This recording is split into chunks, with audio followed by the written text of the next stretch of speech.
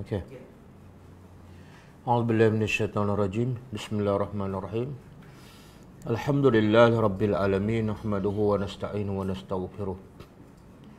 Wa na'udzu billahi min syururi anfusina wa min sayyiati a'malina. May yahdihillahu fala mudilla lahu wa man yudlil fala hadiya lahu. Asyhadu an la ilaha illallah wahdahu la syarika lahu wa asyhadu anna Muhammadan abduhu wa rasuluh. Subhanaka la ilma lana illa ma 'allamtana innaka antal alimul hakim. Allahumma 'allimna ma yanfa'una wanfa'na bima 'allamtana wa zidna ilma. Allahumma ati anfusana taqwaha wa zakkiha anta khairu man zakkaha anta waliyuha wa maulaha. Rabbi yassir wa la tu'assir, Rabbi tammi bil khair, amma ba'du. InsyaAllah hari ini kita tadabbur surah baru daripada juz amma, iaitu surah Al-Buruj. Surah ni, surah Al-Buruj adalah surah Makkiyah, diturunkan sebelum hijrah Nabi SAW ke Madinah Al-Munawwarah. Dan surah ini mengandungi 22 ayat. Dan mengikut pendapat Al-Maraghi, surah ini turun selepas surah Asy-Syams.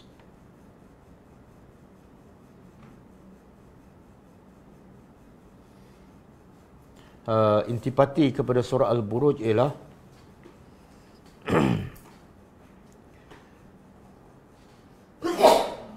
Alhamdulillah. Intipati kepada surah Al-Buruj ialah kewajipan beriman kepada Allah dan kewajipan berdakwah, serta kelebihan orang yang sabar apabila diuji oleh Allah Subhanahu wa taala. Kewajipan beriman dan berdakwah kepada Allah dan kelebihan keutamaan orang yang sabar apabila diuji oleh Allah Subhanahu wa taala. Ada sebahagian ulama ataupun ahli tafsir mengatakan dalam surah Al-Buruj ada kisah. Ada satu kisah tapi Allah sebut secara ringkas. Kisah bagaimana seorang raja yang zalim, yang kejam, yang kufur kepada Allah Subhanahu wa taala, apabila dia mendapati sebahagian besar rakyatnya beriman kepada Allah, maka raja ni telah memaksa rakyatnya yang beriman kepada Allah supaya murtad balik. Kalau tidak murtad balik, dia akan bakar. Lalu raja ni menggali parit yang besar seperti sungai, kemudian dinyalakan api yang kuat di dalam parit tersebut. Alhamdulillah. Kemudian ditangkap semua yang beriman dan dipaksa supaya mereka kembali pada agama nenek moyang mereka. Kalau tidak, mereka akan dipaksa supaya terjun ke dalam parit yang penuh dengan api. Cerita ni Allah sebut dalam ayat yang keempat. Qutila ashabul ukhdud an-nari zatil waqud. Celakalah mereka-mereka yang menggali parit, iaitu raja dan kerajaannya, yang an-nari zatil waqud, kemudian menyalakan api di dalam parit itu, dan akhirnya semua yang beriman mati dibakar. Jadi ada sebahagian ahli tafsir mengaitkan kisah ni dengan satu hadis Nabi SAW yang panjang. Hadis ni hadis sahih riwayat Muslim. Jadi kita baca dulu hadis ni sebab dia berkait dengan kisah raja yang zalim yang membakar orang-orang yang beriman kepada Allah Subhanahu wa taala. Dan daripada hadis inilah, hadis ni cerita tentang seorang remaja ataupun pemuda yang digelar sebagai Ghulam ad-Da'wah.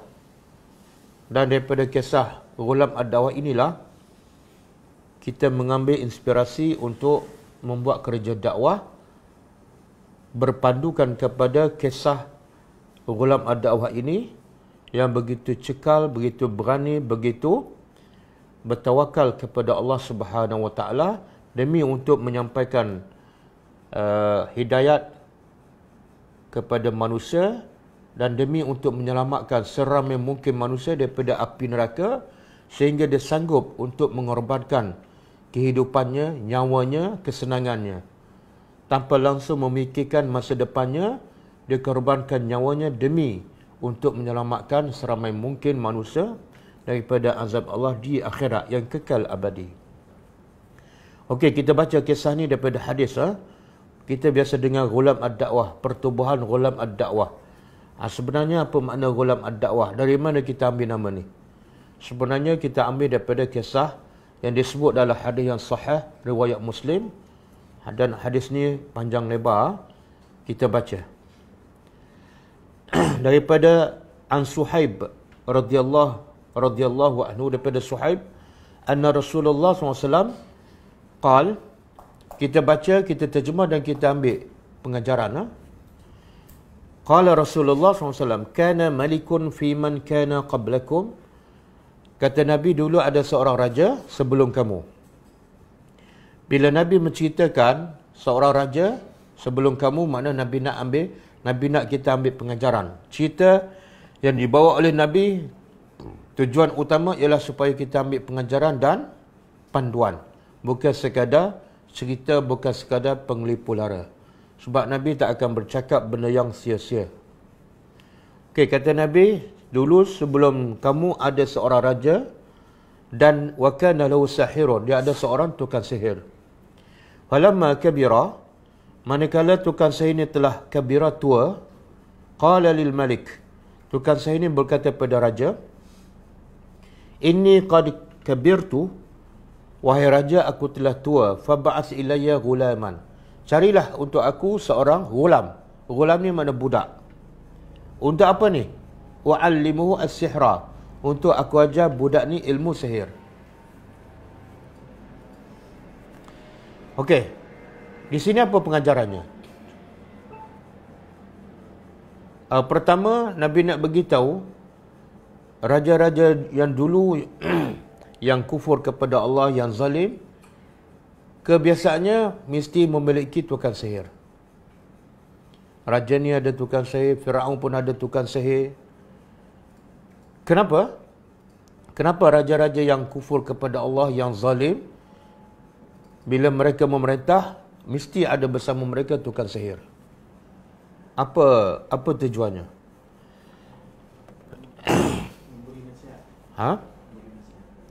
Kalau nak bagi nasihat, dia carilah penasihat yang betul-betul kan, yang berilmu.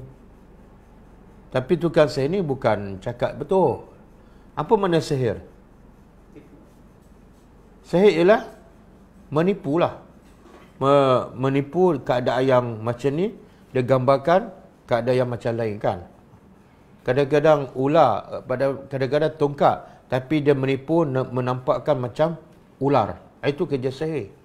Menjadikan orang tertipu, terpegun, terpedaya. Jadi kenapa raja-raja yang zalim sejak dulu lagi mesti ada tukang sihirnya? Sehingga kan bila tukang sihir itu dah tua, nak mati, mesti dia akan ajar kepada orang lain supaya mewarisi ilmu sihirnya dan supaya dapat membantu raja ataupun kerajaan yang zalim. Kenapa?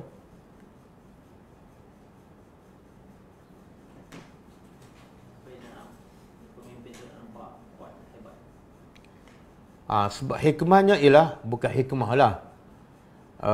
Sebabnya ialah, raja bila zalim, benda tu adalah salah. Dan dia kufur kepada Allah pun salah. Jadi kesalahan itu dia nak tutupi dengan supaya rakyat nampak dia tak salah, dan supaya rakyat nampak dia tu hebat. Bila rakyat nampak raja tu hebat, rakyat akan terus sokong dan undi. Kan? Macam mana raja nak rakyat nampak kerajaan dia hebat? Macam mana? Dengan sihir. Campak je tongkat, nampak macam ular. Jadi bila nampak hebat, rakyat pun gerun, maka rakyat pun sokong. Ha? Okey, itu raja-raja dululah. Raja-raja sekarang ada tak tukang sihir? Pemerintah sekarang. Ada ke?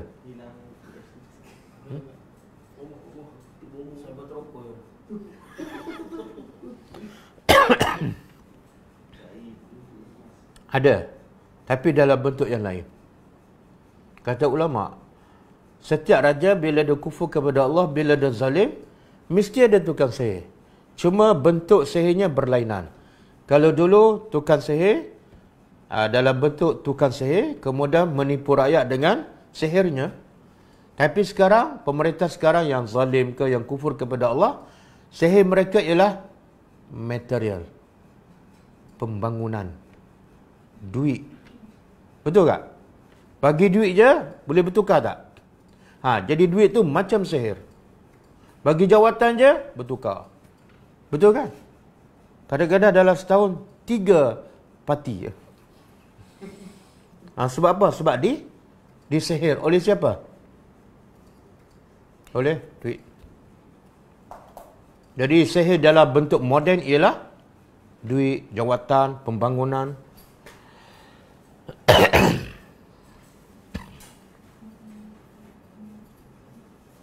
Okey. Jadi tukang sihir ni, bila dia tua, dia suruh raja cari budak, kan? Untuk ajar sihir. Pertama, kenapa cari budak? Kenapa tak cari orang yang dah dewasa ke, umur 40 ke? Kenapa? Senang? Pendidikan yang paling senang, paling mudah ialah ketika masih kanak-kanak.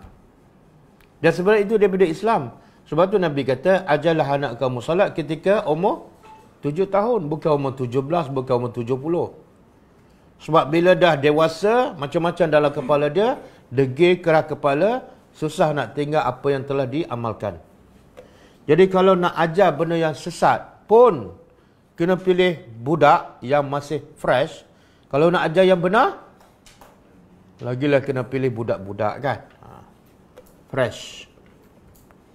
Sebab itulah sekarang, sistem yang ada, dia nak pilih pelajar cemerlang, kan. Nak pilih orang yang hebat, dia pilih bila ni? Masa bila? Bermula pemilihan untuk melahirkan pemimpin negara ke, contoh tokoh-tokoh yang hebat. Bila proses pemilihan bermula? Masa? Bukan sekolah menengah. Masa sekolah rendah kan? UPSR 5A. Kemana dia hantar? Asrama penuh kan? Mana lagi? Mara, sekolah sains kan? Dia pilih masa kecil lagi. Yang tu yang bentuk tu. Lepas tu yang tak lulus tu, yang teruk-teruk, hantar ke mana? Sekolah tahfiz. Sekolah pondok kan? Pergi Azhar. Yang tak cerdik, tak berapa cerdik kan? Yang otak dah berapa.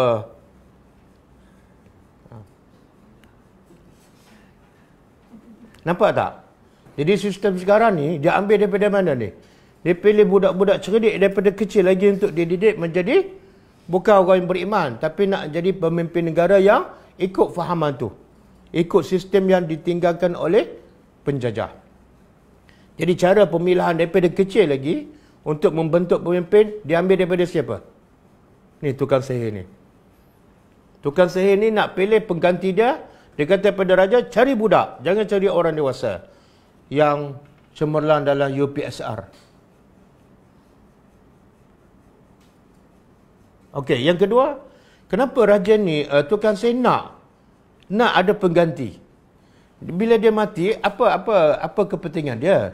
Kalau dia dah mati, ada tukang sihir yang baru, apa kepentingan untuk dia? Sehingga dia pesan pada raja, cari budak aku nak ajar. Aku nak turunkan ilmu sihir. Dia tak ada apa-apa kepentingan dah, sebab bila dia mati, dia tak dapat ada ilmu.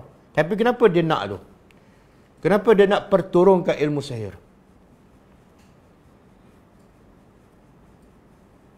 Kenapa?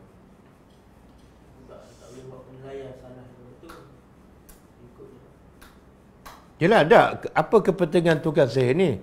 Dia dah tua, dia dah nak mati. Yelah, untuk apa ilmu dia diwarisi? Dia dah mati. Dia tak ada apa-apa kepentingan pun. Ha? Ada, yelah, kerajaan bukan dia. Dia dah mati dah. Tak dapat apa-apa dah. Mana ada kerajaan bagi elang lagi bila dia mati? Apa dia?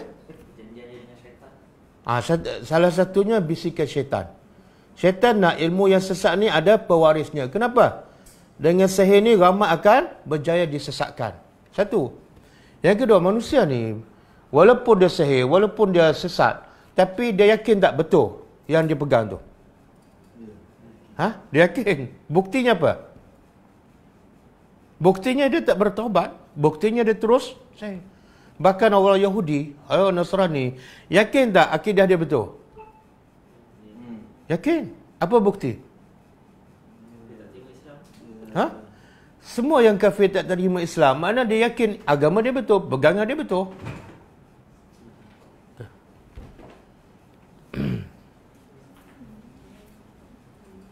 Masuk. Assalamualaikum.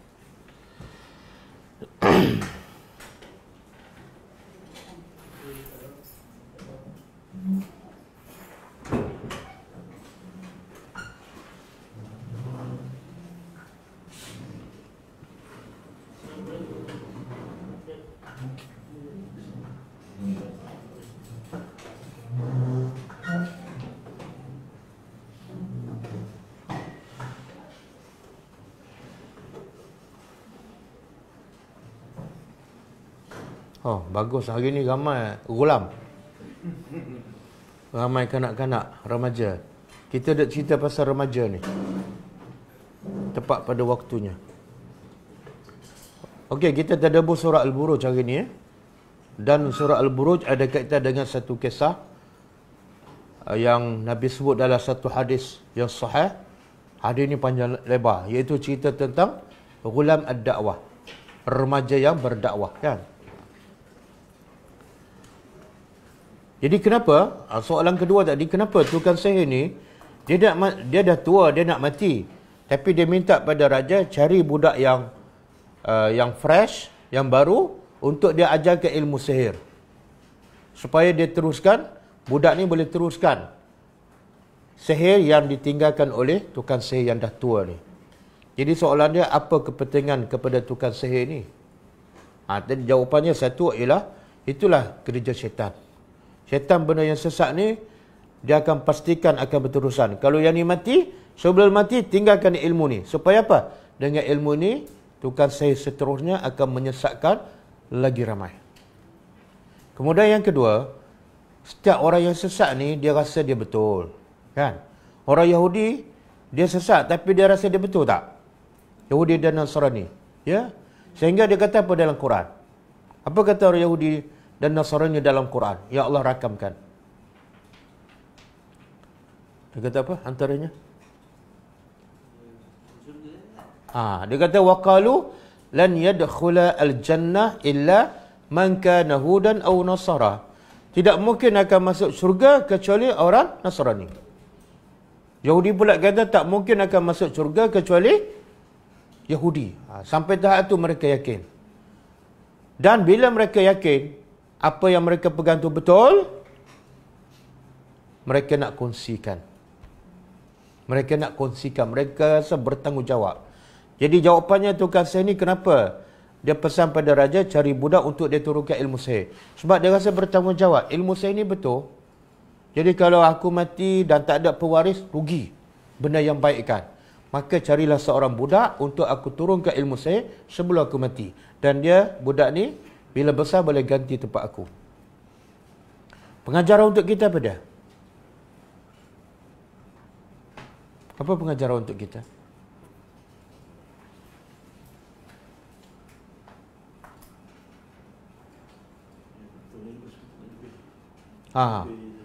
Kalau tukang sihir yang sesat pun rasa dia betul, dan dah nak tinggalkan ilmu tu dan nak ilmu sihirnya disebarkan, maka kita yang memang betul-betul betul, akidah dah betul, Islam daripada Allah, Kenapa tak ada rasa? Tak ada rasa nak sampaikan ilmu pada orang.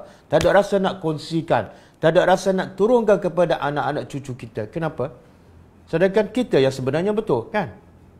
Dan sebab itulah orang Yahudi Kristian, dia berdakwah seluruh pelosok dunia. Mana-mana ceruk, kampung, kawasan pedalaman, kita tak sampai, ustaz tak pernah pergi, dia boleh pergi dan duduk di situ. Demi nak sebarkan fahamannya yang mereka yakin betul. Boleh faham? Itu masalah kita. Kita bila tanya, agama kamu betul? Betul. Kalau betul, kenapa tak kongsikan? Mana kamu pentingkan diri. Benda yang baik kena kongsikan. Betul tak? Kita kalau ada makanan, kita makan sorang-sorang. Ada 2-3 orang kat depan. Kita tak kongsikan. Orang kata apa pada kita? Kedekut, kan? Kalau orang lain pun buat macam tu, kita kata tak apa dia kedekut. Kan? Cepat je kita menghukum, ni kedekut ni. Tapi bila kita ada agama, kita faham agama, faham Quran, ada 1000 orang depan kita jahil. Tapi kita tak sampaikan. Kita rasa tak kita kedekut? Rasa tak? Rasa ke tak? Saya rasa, saya yakin lah, bukan rasa. Saya yakin. Kalau semua ada perasaan macam tu, kalau aku tak sampaikan ilmu, aku memang orang yang kedekut. Aku memang orang yang pentingkan diri. Dia pun akan sampaikan. Kalau semua berperasaan macam tu, Islam akan tersebar. Islam akan mana dengan cepat. Tapi bila belajar, tak rasa nak kongsi. Dan tak rasa dia kedekut bila tak kongsikan. Akhirnya semakin ramai pelajar, tapi Islam tetap tak tersebar. Semakin banyak kelas yang dibuka, Islam tetap berlega di sekitar dalam kelas, di pondok, di sekolah, di universiti. Betul kan? Agak-agak pondok, sekolah Kristian dengan sekolah agama di Malaysia mana lebih banyak? Sekolah Islam, Mahat Tafiz. Al-Quran dengan Mahat Tafiz. Injil dan Taurat, mana lebih banyak? Quran. Sekolah agama Islam dengan sekolah agama Kristian, mana lebih banyak? Universiti Islam dengan universiti Kristian, mana lebih banyak? Kan? Betul tak? Tapi pergi kat kampung tu, ustaz tak sampai, padri Kristian sampai. Dia tak ada sekolah agama, dia tak ada Mahat Tafiz. Betul tak? Berapa ramai kawasan pedalaman di Malaysia, Kristian sampai, ustaz tak sampai. Sedangkan sekolah agama berlambak. Universiti Islam banyak. Mahat Tafiz banyak. Betul tak? Itu ada sentirong. Ada sentirong. Okey. Kemudian kita sedang baca hadis. Saya tak tahu, saya nak ulas hadis ni, rasa mungkin tak sempat masuk surah Al-Buruj. Tapi ini sangat penting.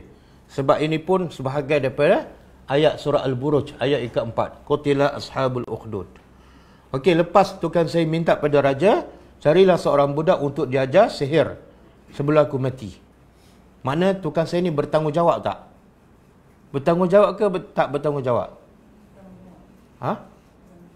Bertanggungjawab? Mana bertanggungjawab? Dia nak menyesatkan orang.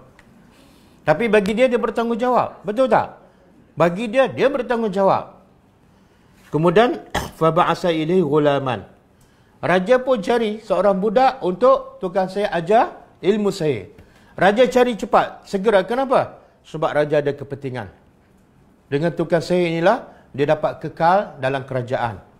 Sebab dia boleh menipu rakyat dengan kuasa sihir. Rakyat kalau tengok pelik je, dia duraskan pangkah. Okey. Kemudian, budak ni datang ke istana untuk belajar sihir. Wa kana fi tariqihi iza salaka rahibun. Bila dalam perjalanan nak pergi ke istana, di pertengahan jalan on the way jumpa seorang rahib. Rahib ni seorang ahli ibadat dan juga berilmu. Jadi dia duduk sekejap. Ni punca budak ni yang asal nak dibentuk sebagai tukang sihir, tapi akhirnya jadi pendakwa yang hebat. Puncanya mana? Di sini ni. Rahib. Seorang je yang berilmu, tapi boleh melahirkan seorang pendakwa, dan seorang pendakwa menjadikan sebahagian besar rakyat beriman. Puncanya rahib ni. Jadi bila budak pergi ke istana, on the way jumpa seorang rahib, dia pun duduk sekejap. Bila duduk ni, tanggungjawab orang yang berilmu, orang yang beriman ialah mesti sampaikan mesej tauhid. Dia pun ceritalah siapa Tuhan kita sebenar apa semua. Budak ni dengar terpegun. Sebab sesuai dengan fitrah. Budak bersih, fresh kan. Dan fitrah dia memang beriman kepada Tuhan. Tuhan yang hebat kan. Bila rahib cerita, masuk dalam kepala dia. Okey, lepas tu, dia dengar rahib sekejap, dia pun teruskan perjalanan ke istana untuk dia ajar sihir. Jadi setiap kali macam itulah. Bila nak pergi ke istana, nak dia ajar sihir, dia transit kat sini. Siapa ni? Tempat dia transit. Universiti Islam? Bukan. Mahatafiz? Bukan. Sekolah agama? Bukan. Seorang je. Ada bangunan sekolah. Dia belajar rahib. Dengan rahib ni pakai apa? LCD. Kosong.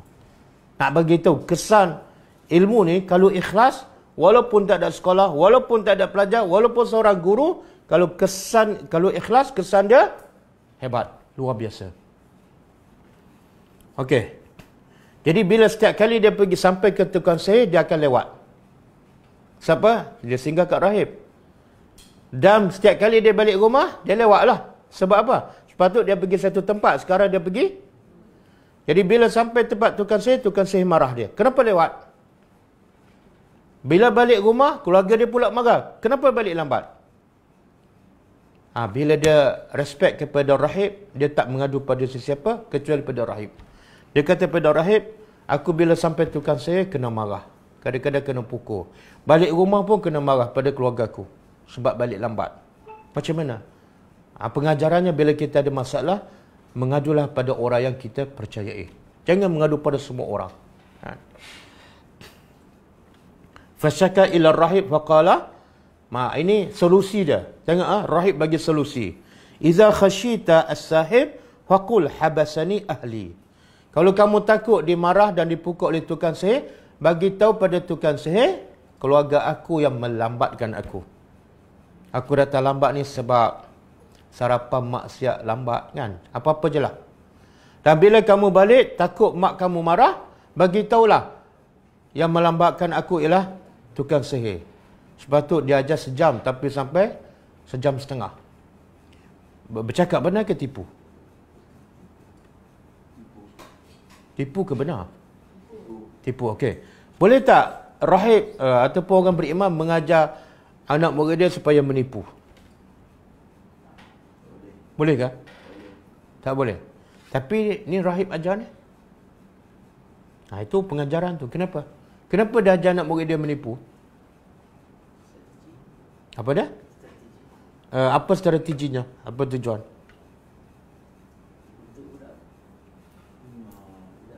Untuk budak apa?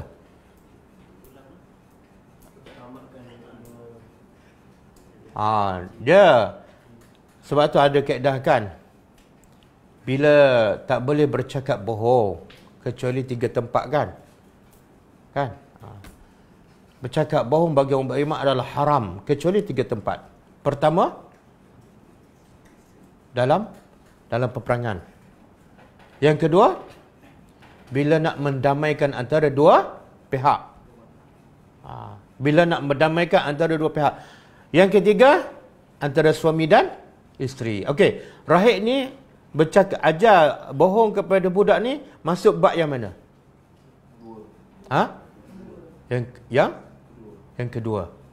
Nak berdamaikan antara dua pihak yang bergaduh kan? Budak dengan tukang sihir dan budak dengan ibu bapa. Subhanallah. Lagi pula, kalau rahib minta ajar berbohong, apa akan jadi? Katalah budak ni cakap benar kan? Aku lambat sebab singgah dekat rahib belajar. Lepas tu pergi tukang sihir pula, dia bagi tahu, aku lambat sebab singgah. Apa jadi kalau dia bercakap benar? Habis. Hancurlah budak ni. Budak ni sebelum beriman, dia akan dah rusak dah. Mungkin dibunuh kan? Jadi maslahat budak ni, supaya dia beriman lebih besar daripada bercakap benar. Ketika itu dibenarkan bercakap bohong demi untuk sampai pada matlamat yang jauh lebih besar. Jadi pengajaran untuk kita apa dia? Contohlah, kita nak belajar agama kan? Di masjid ke dengan seseorang. Lepas tu, bapa kita memang tak setuju. Tapi kalau kita tak belajar, kita tak akan faham agama dan agama kita akan timpang. Boleh tak kita berbohong dengan mak bapak masa tu? Boleh? Macam mana nak berbohong, dek? Cuba.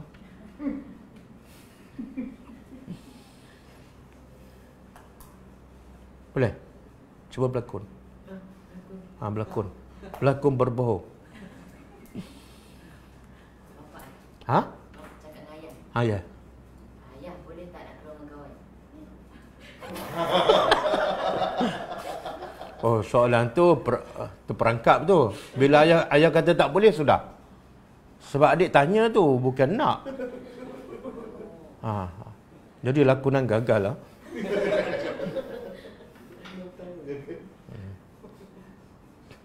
Tak, jangan tanya boleh tak. Ada nak jumpa kawan, nak bincang bab satu subjek ni, adik tak faham. Dan dia ni kawan ni memang pandai. Bapak mesti bagi. Kenapa? Bapak memang nak adik lulus subjek tu. Boleh? Ini berlakon saja, jangan buat betul. Contohlah, contoh. Okey. Kemudian fabainama huwa ala zalik, dalam perjalanan pergi ke tukang sihir, dia singgah kat rahib, kemudian dia balik ke rumah, besok dia pergi lagi singgah kat rahib kan. Satu masa ada satu binatang besar. Kata Nabi, habasat fabainama huwa ala zalik iza ata ala dabatin azimah. Dabah ni satu binatang yang besar, bukan dinosaur, yang menghalang orang ramai. Duduk tengah jalan, jadi orang ramai nak melintasi jalan tu, tapi ada binatang besar yang menghalang. Jadi budak ni kata apa? Al-yawm a'lamu as-sahiru afdal am rahib afdal. Hari ini aku akan tahu rahib yang terbaik ataupun tukang sihir yang terbaik. Sekarang budak ni dia belajar berapa sekolah? Berapa guru? Dua. Satu guru tukang sihir, yang kedua guru rahib. Jadi dia pun, walaupun yang rahib cakap tu betul, tapi kadang-kadang budak kan dia nak keyakinan. Jadi bila ada binatang yang menghalang tengah jalan, dia kata, hari ini aku dapat tahu yang mana sebenarnya lebih betul, tukang sihir ke rahib. Kemudian fa'akhadha hajara, dia pun ambil batu. Faqala, lalu budak ni berkata, Allahumma, dia sebut nama Allah. Ini ajaran daripada sihir, daripada rahib. Ya Allah, in kana amra ar-rahib ahabbu ilaika, wahai Tuhan, sekiranya urusan aku bersama rahib ini lebih engkau suka daripada urusan aku bersama tukang sihir, faqtul hadhihi dabah, bunuhlah binatang ni. Dia tak kata aku akan bunuh, dia suruh Allah bunuh. Cuma dia usaha ambil batu baling. Itu akidah tu. Dia tak kata aku bunuh, dia kata Allah bunuhlah. Cuma ada usaha tak? Mesti ada usaha. Dia ambil batu, kemudian dia baling. Dan tujuannya apa? Apa tujuan dia baling batu ni kepada binatang? Apa tujuan? Supaya orang? Tengok. Orang bila hati bersih, dia fikir masalah dia ke masalah orang? Dia fikir apa? Ini budak yang hebat. Bila beriman kepada Allah, terus dia fikir masalah orang. Orang ramai nak pergi kerja, pun nak hantar anak sekolah, ada binatang menghalang ni. Aku mesti buat sesuatu, bantu mereka. Itulah nilai-nilai seorang pendakwah. Fikir orang je. Kalau fikir dia, tempat ni ceramah berapa ratus, tempat ni ceramah berapa ratus, Islam tak akan berkembang. Islam tak akan ke mana. Jadi dia pun ambil batu, kemudian ramaha, dia pun baling, faqatalaha wa matannas.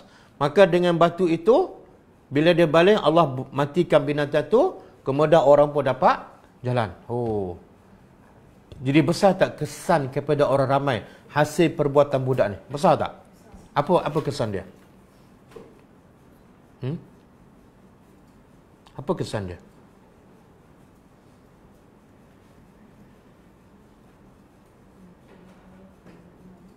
Apa dia? Dah kesan orang ramai. Ni orang ramai satu hari akan jadi mad'u kepada budak ni. Akan jadi sasaran dakwah. Tapi sebelum budak ni menyampaikan tauhid, apa yang dia buat pada orang ramai? Buat kebaikan. Itu makna strategi dakwah apa dah? Tackle hati orang ramai dulu. Jangan terus bak hukum, ni haram, ni salah, ni bid'ah. Orang tu lapar, orang tu rumah bocor, orang tu gas habis. Boleh faham? Bantu orang dulu. Tackle hati orang dulu. Jadi bila orang ramai dah tengok, budak ni baguslah. Dia tak ada kepentingan apa-apa. Bukan nak duit, nak pangkat, tak. Percuma. Makna budak ni kena bagi perhatian. Sebab itulah Ghulam ni, Pertubuhan Ghulamun Dakwah, kita ambil pendekatan tu apa? Bagi bantu orang. Bagi bantuan. Dia perlukan duit, bagi duit. Dia perlukan surau, bagi surau. Rumah rusak, kita baiki. Kan? Anak tak cukup makan, kita bagi susu dan sebagainya. Bagi. Lepas bila kita bantu, kita nak sampaikan dakwah mudah. Okey, kemudian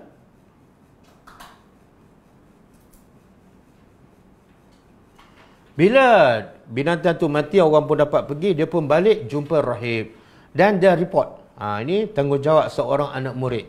Bila ada masalah ataupun benda yang besar dan penting, kena bagi tahu siapa? Guru dia. Dia tak bagi tahu mak bapak dia. Kenapa tak bagi tahu mak bapak dia?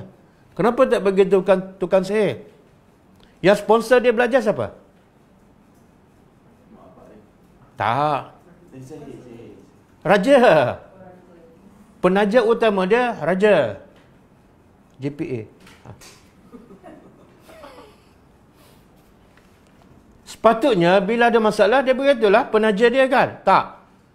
Ataupun paling kurang bagi tahu pada mak bapak dia. Tak. Dan begitu siapa? Rahib. Kenapa? Sebab dia tahu dah yang saya ni tak berapa betul. Mak dia pun dari masih kufur. Rahib ni orang beriman. Jadi antara yang kufur dengan yang beriman, kena dahulukan orang beriman. Walaupun mak bapak kita sendiri. Bila dia tak beriman kepada Allah. Orang beriman adalah jauh lebih baik daripada kafir. Walaupun ia adalah mak bapak kamu sendiri. Okey, dia pun mengadu pada raja. Apa yang berlaku? Apa kata rahib? Apa kata guru dia? Faqala lahu rahib, "Ay bunayya, anta al-yawm afdal minni. Qad balagha min amrika ma ara. Wa innaka satubtala. Fa ini betulita fala tadullu alayya." Ya Allah. Kata rahib ni, okey, sekarang wahai Ghulam. Ghulam ni budaklah. Wahai budak, anta al-yawm afdal minni. Engkau hari ini dah lebih daripada aku dah. Apa pengajarannya? Apa pengajaran? Senang tak guru nak mengaku anak murid dia lebih baik pada dia? Senang ke susah? Mana ada, kan? Biasanya ada apa dia? Kamu jangan lebih pada aku. Jangan tanya lebih-lebih. Jarang ada guru yang mengajar anak murid dan dia nak anak murid dia jauh lebih alim, lebih baik daripada dia. Jarang sekali. Apatah lagi nak mengaku. Boleh faham? Itu makna orang beriman dia sentiasa tawaduk. Dia tak ada kepentingan, dia tak ada dengki, dia tak ada cemburu. Kalau anak murid dia lagi hebat, lagi dia bersyukur, lagi dia bersyukur. Bagus tak bagi guru kalau anak murid dia lebih hebat pada dia? Bagus tak bagi guru? Baguslah. Semua yang anak murid dia buat, dia akan dapat pahala tak? Ya, sebab dia pencetus. Dia yang mengajar. Murid itu hebat bermula daripada dia. Jadi biarkan anak murid kita berkembang. Jangan jadi anak murid sampai Tok Guru mati. Kadang-kadang ramai anak murid, kan? Bila nak ceramah, dia sorak. Bagilah peluang anak murid ceramah. Anak murid kamu dah 5 tahun. Dah habis Sahih Bukhari dan Muslim. Bagilah peluang sekali. Bagi tazkirah, kan? Ini bagaimana? Dia. Lepas tu kalau jadi imam salat pun, dia. Faham tak? Itu salah pendidikan.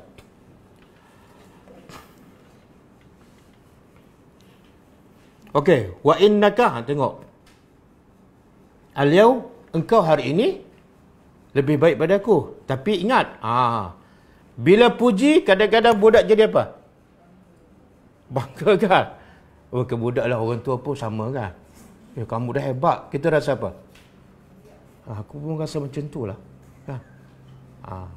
Bila puji, biasanya rasa bangga, rasa riakan. Terus rahib ni kantau balik. Okey, kamu dah lagi hebat pada aku. Tetapi ingat, qad balagha min amrika ma ara. Engkau dah sampai satu tahap yang hebat, tetapi wa innaka satubtala. Dengan kehebatan engkau ini, engkau akan diuji lagi hebat. Jadi akhirnya budak ni jadi tak nak riak sikit. Tak ada. Dengar akan diuji, habis. Makna apa tu? Guru yang mursyid. Dia ingatkan pada anak murid dia, kalau kamu hebat, ingat. Jangan bangga. Sebab apa? Ujian lagi besar. Lagi hebat. Dan kata, kamu ni dah jadi hebat, dah popular. InsyaAllah income kamu pun semakin lebat. Bagilah kat aku sikit kan. Dan pesan guru dia, fa ini betuli tak? Pesan rahib kepada Ghulam. Sekiranya kamu diuji, fala tadullu alayya. Jangan tunjukkan padaku. Kalau kamu diuji, contoh dah dipaksa, kamu belajar daripada mana? Jangan sebut aku. Okey, kenapa? Adakah rahib ni takut?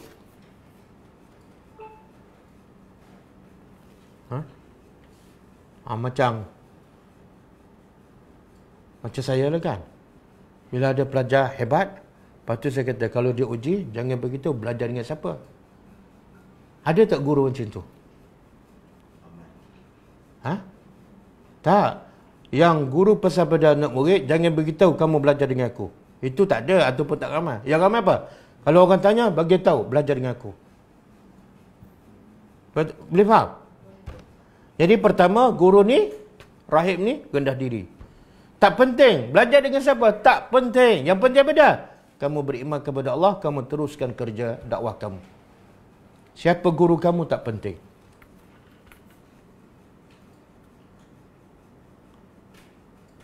Ustaz dia kata, jika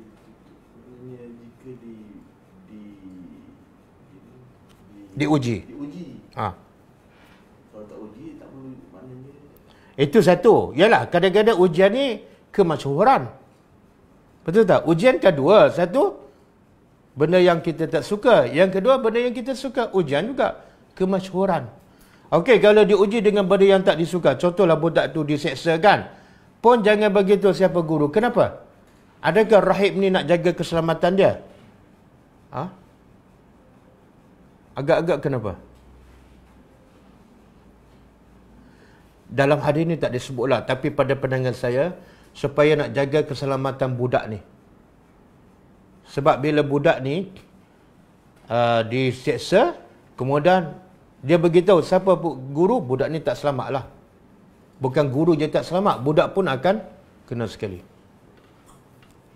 Okey, kemudian lepasnya Allah bagi kelebihan budak ni apa dah? Wa kana al-ghulam yubri'ul akmah. Budak ni boleh mengubat penyakit sopak, penyakit buta, semua penyakit. Masa tu Allah bagi kelebihan budak ni boleh merawat. Boleh? Tengok. Betul lah Allah bagikan, tapi hikmahnya apa? Hikmahnya apa? Hikmahnya ialah Allah nak bagi tu, kalau pendakwah ni lagi banyak dia boleh menguruskan kehidupan orang lain, membantu kehidupan orang lain, menyelesaikan masalah orang, lagi banyak, lagi lancar kerja dakwah dia. Kan? Ustaz, boleh tak beki rumah? Oh, tak boleh, saya mengajar bahasa Arab je. Ustaz, anak saya ada masalah ni. Oh, tak boleh, saya mengajar dalam kelas je. Jadi akhirnya orang respect tak pada kita. Sebab itulah Nabi ni boleh buat semua benda kan. Semua benda Nabi boleh buat. Gembala kambing boleh. Jadi ketua negara boleh. Jadi suami boleh. Jadi bapa boleh. Jadi atuk pun boleh. Jadi qadi boleh. Jadi ketua panglima perang boleh. Duduk rumah pula buat kerja sendiri kan. Jahit kasut dan sebagainya. Jadi pendakwah kena boleh buat semua benda lagi bagus. Patulah yang apa ni? Staf Ghulam yang kat Sabah di Sempurna. Dia ada master, dua-dua ada master kat UAE.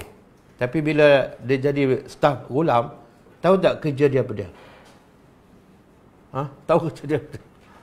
Ni belajar BA di Madinah, master kat UAE, bahagian usul fiqh. Tapi bila jadi staf Ghulam di Sabah, tahu tak antara kerja dia apa dia? Kerja dia ialah cari kayu untuk buat jabatan, cari kayu untuk beki rumah orang miskin, sehingga dia tahu dah kedai kayu, berapa harga kayu, panjang kayu, macam mana, kayu ni harga berapa, semua dia tahu dah. Tapi CG dia apa dah? Master dalam usul fiqh, bukan dalam engineering. Itulah kerja pendakwah sebenar. Jangan duk baca kitab aja, jangan duk dalam masjid, dalam sekolah, dalam seminar aja. Ya Allah. Nabi berdakwah di mana-mana kan? Betul? Di Taif Nabi pergi, di tengah jalan Nabi berdakwah, atas unta Nabi berdakwah. Okey, kemudian bila budak ni dah heboh, terkena, boleh merawat macam-macam penyakit, fasami'a Jalis Al-Malik, seorang menteri kepada raja ni dengar budak ni hebat, boleh berubat semua penyakit.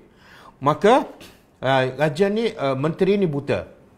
Asalnya tak buta, tapi dalam satu masa dia buta. Bila dia dengar budak ni boleh merawat semua penyakit, dia buat apa? Dengar. Ini cerita daripada Nabi kita SAW. Fa'atahu bihadaya katsira. Menteri ni bawa hadiah-hadiah yang banyak. Faqala, dia pun pergi jumpa budak ni. Ha huna laka ajma'u in anta syafaitani. Ini hadiah semua ni aku akan bagi pada kamu kalau kamu dapat sembuhkan penyakit buta aku. Pengajarannya apa? Ni menteri ni masih kafir ni, masih kafir. Pengajarannya apa?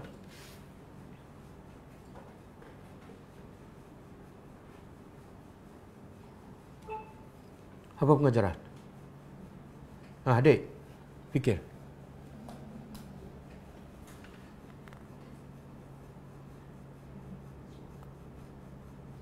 Dia kelas ustaz tak boleh termenung. Tidur lagi tak boleh. Kenapa? Tak, itu untuk budak. Ini raja dulu. Raja bila dia nak sembuhkan penyakit ni, dia sanggup bagi macam-macam hadiah. Sebenarnya Allah nak bagi, inilah cara pemikiran orang yang tak beriman. Pemikiran tak beriman apa dia? Dia tahu nikmat mata sangat mahal, maka dia sanggup bagi apa saja demi untuk dapat melihat. Satu. Yang kedua, orang yang tak beriman dia berfikir apa dia? Orang lain boleh dibeli dengan harta. Itu pemikiran orang tak beriman. Jadi kalau aku bagi harta banyak ni, budak ni akan rawat aku. Tak. Itu bukan cara orang yang beriman. Boleh faham? Sebab itulah kalau Datuk-Datuk ke Tan Sri pergi berubat, biasa dia bayar mahal kan? Tok Baumu suka orang kampung berubat dengan dia ke Datuk Sri? Datuk Sri? Ada pengalaman Sebab bila orang kaya ni, duit tak ada nilai bagi dia. Yang penting sihat. Yang penting sihat. Okey, kita tengok. Bila dia bawa hadiah yang banyak pada budak ni, apa kata budak? Kalau kita duduk tempat budak tu, budak miskin pula. Orang bawa banyak hadiah. Ada iPhone, ada Samsung, kan? iPad, kan? Apa lagi dia yang main game tu? Itu pun dia bawa juga. Ni budak ni.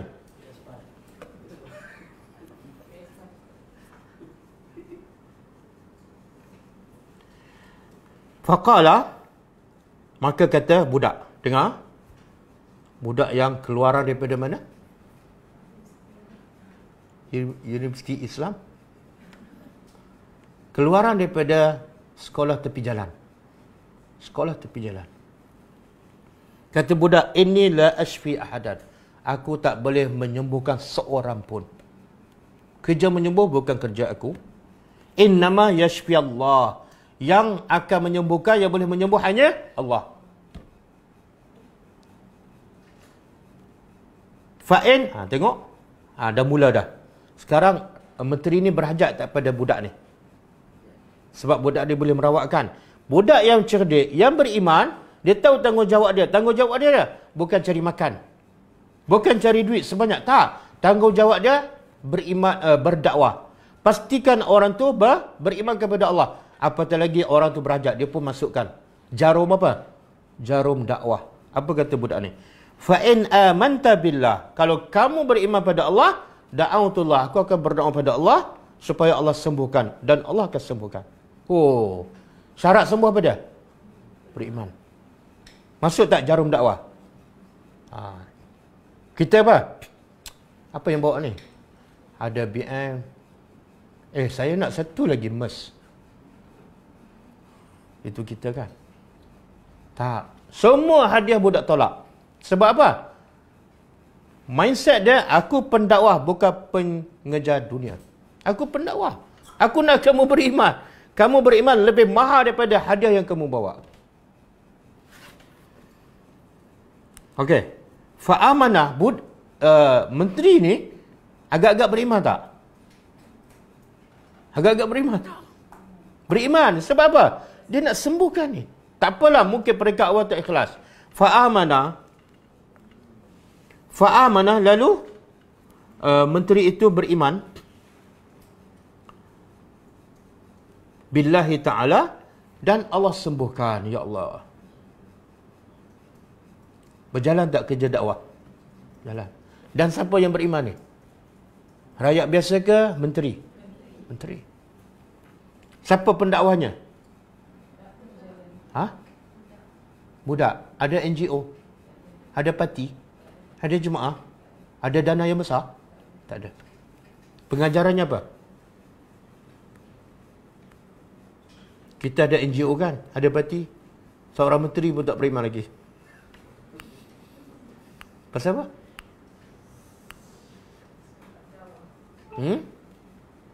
Wallahu alam. Tapi budak ni, kenapa menteri boleh beriman? Sebab keikhlasan budak ni. Nilai ikhlas sangat besar, sangat tinggi. Memberi kesan. Kenapa aku tak nak beriman? Budak ni ikhlas. Dan bila aku beriman, Allah pula bagi sembuh. Kenapa aku tak nak beriman? Okey, lepas tu menteri ni balik ke istana. Bila balik ke istana, fa'ata al-malik, dia datang jumpa raja. Fajalasa ilaihi, dia pun duduk sebelah raja. Sebagaimana dia duduk sebelum ni lah. Faqala lahu malik, maka raja berkata kepada menteri, man radda alaika basaruka. Siapa pulangkan mata kamu ni? Sebelum ni kamu buta, tiba-tiba celak. Siapa buat kerja ni? Qala, tengok kata menteri ni, bila iman dah masuk ke sini, tak ada dah. Tak ada rasa takut pada raja, takut hilang jawatan, takut. Langsung tak ada bila iman masuk ke sini. Bukan kat bibir. Apa jawab menteri ni?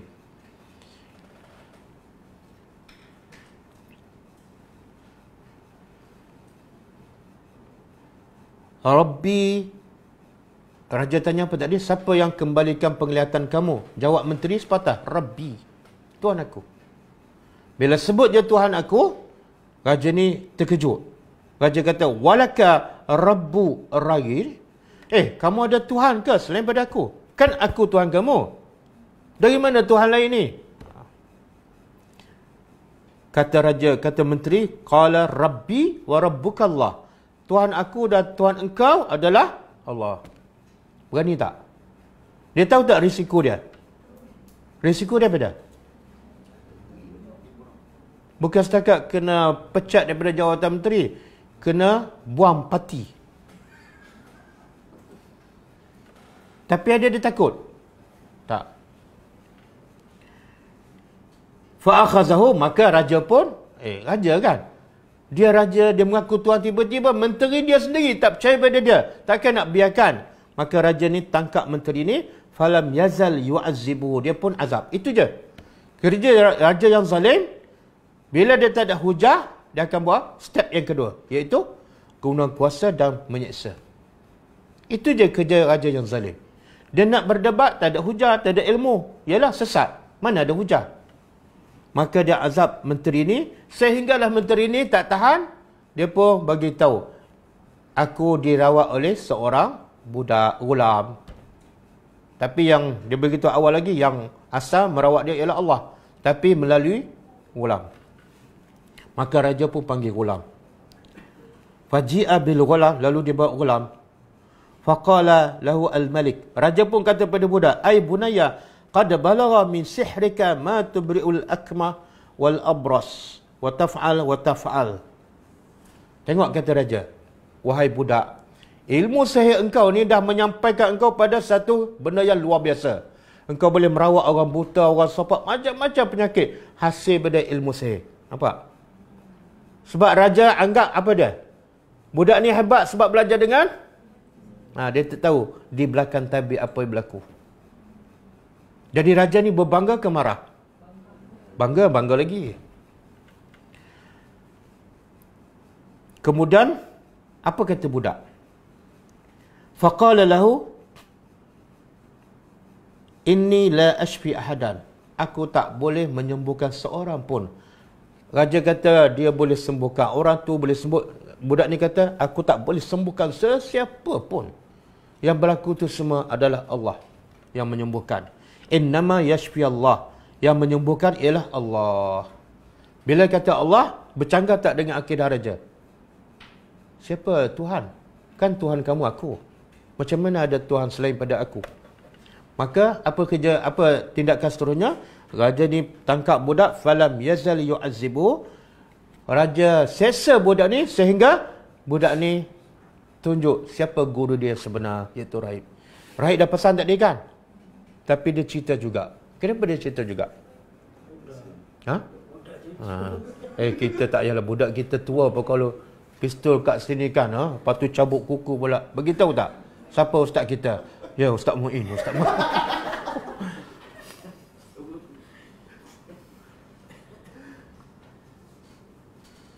Okey. Kemudian Faji'ah ditangkap pula rahib. Faqila lahu irji'. Raja tak cakap banyak dah. Dia cakap pada rahib, balik kepada agama nenek moyang kamu, murtad. Itu je kerja musuh. Dia nak orang Islam keluar pada Islam, ataupun balik pada agama asal nenek moyang mereka. Fa'abah, lalu rahib ni enggan. Iman menjadikan dia jelas, dia tidak goyah walaupun dia ancam, walaupun dia azab. Bila dia enggan untuk kembali kepada agama raja, apa raja buat? Fada'a bil minsyar. Raja ambil minsyar ni, gergaji. Fawadi'a, dan gergaji tu diletak di atas kepala rahib, di tengah-tengah ni. Kemudian digergaji, fasyaqqa hatta waqa'an syaqqahu. Lalu digergaji sampai terbelah dua. Terbelah dua. Masa nak gergaji dia bius tak? Tak. Kalau bius okey kan? Okey dek? Okey betul? Oh bius lepas tu ustaz gergaji, boleh? Oh tak boleh pula. Okey. Kemudian dia buat depan apa? Depan siapa ni? Depan budak. Kenapa dia buat depan budak? Dia nak suruh budak ni takut gerun, akhirnya murtad balik. Ataupun paling-paling kurang, jangan sebarkan ilmu dia. Jangan berdakwah. Sebab apa? Kalau buat, kena nasib macam guru kamu. Itu strategi musuh. Dulu kini, banyak berlaku ni. Macam saya baca berita di Saudi sekarang kan. Kan dah lain sekarang kan. Dia tangkap ulama-ulama yang beranilah bercakap benar. Dia tangkap, kemudian hilang terus. Supaya apa? Yang boleh ditangkap, diam. Kalau tak, berlaku macam ni.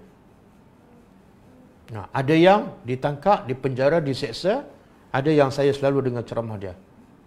Sampai mata dia tak berapa nampak, telinga tak berapa dengar. Lepas tu, dia bicara, dia jatuh hukuman, bunuh. Lepas tu tak tahu ke mana. Hilang macam tu. Strategi daripada dia. Yang kat luar tu diam. Kalau tak, berlaku macam ni. Boleh faham?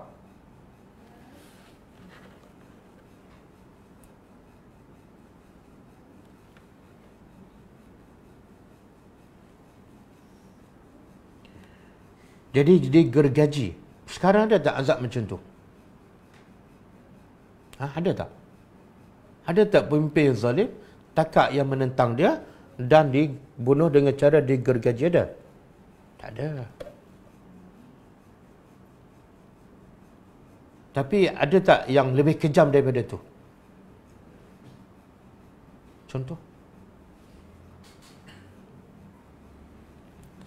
Dengar tak cerita tu? Ini berita kan, semua orang tahu kan? Cuma saya nak sebut je lah. Pernah dengar nama Jamal Khashoggi? Pernah? Jamal Khashoggi? Jamal Khashoggi. Khashoggi. Salah baris. Oh, tak pernah? Tak ikut pengembangan? Tak baca berita? Masya Allah, kuatnya baca Quran. Bila dia bercakap benar, kerajaan tak suka pada dia.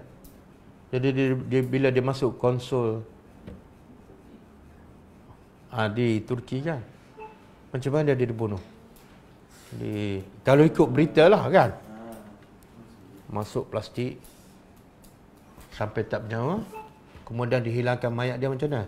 Ditaruh asid ke badannya sampai hancur. Sampai sekarang tak tahu siapa pembunuh. Walaupun berlaku dalam konsul. Kejam. Sebab apa nak tutup mulut? Jangan. Yang lain yang kat luar diam. Kalau tak berlaku macam ni. Ni. Jadi sipu mereka siapa? Raja. Okey. Kemudian raja pergi yang kedua pula. Dia tak terus bunuh budak. Tengok strategi musuh. Dia tak bunuh budak terus. Dia bunuh siapa dulu? Tak, rahib dulu. Guru dia. Dia antara menteri dengan rahib, mana budak ni paling suka, paling sayang? Dia bunuh rahib dulu. Supaya budak ni betul-betul rasa sedih dan akhirnya mungkin takut. Kemudian raja ambil pula menteri.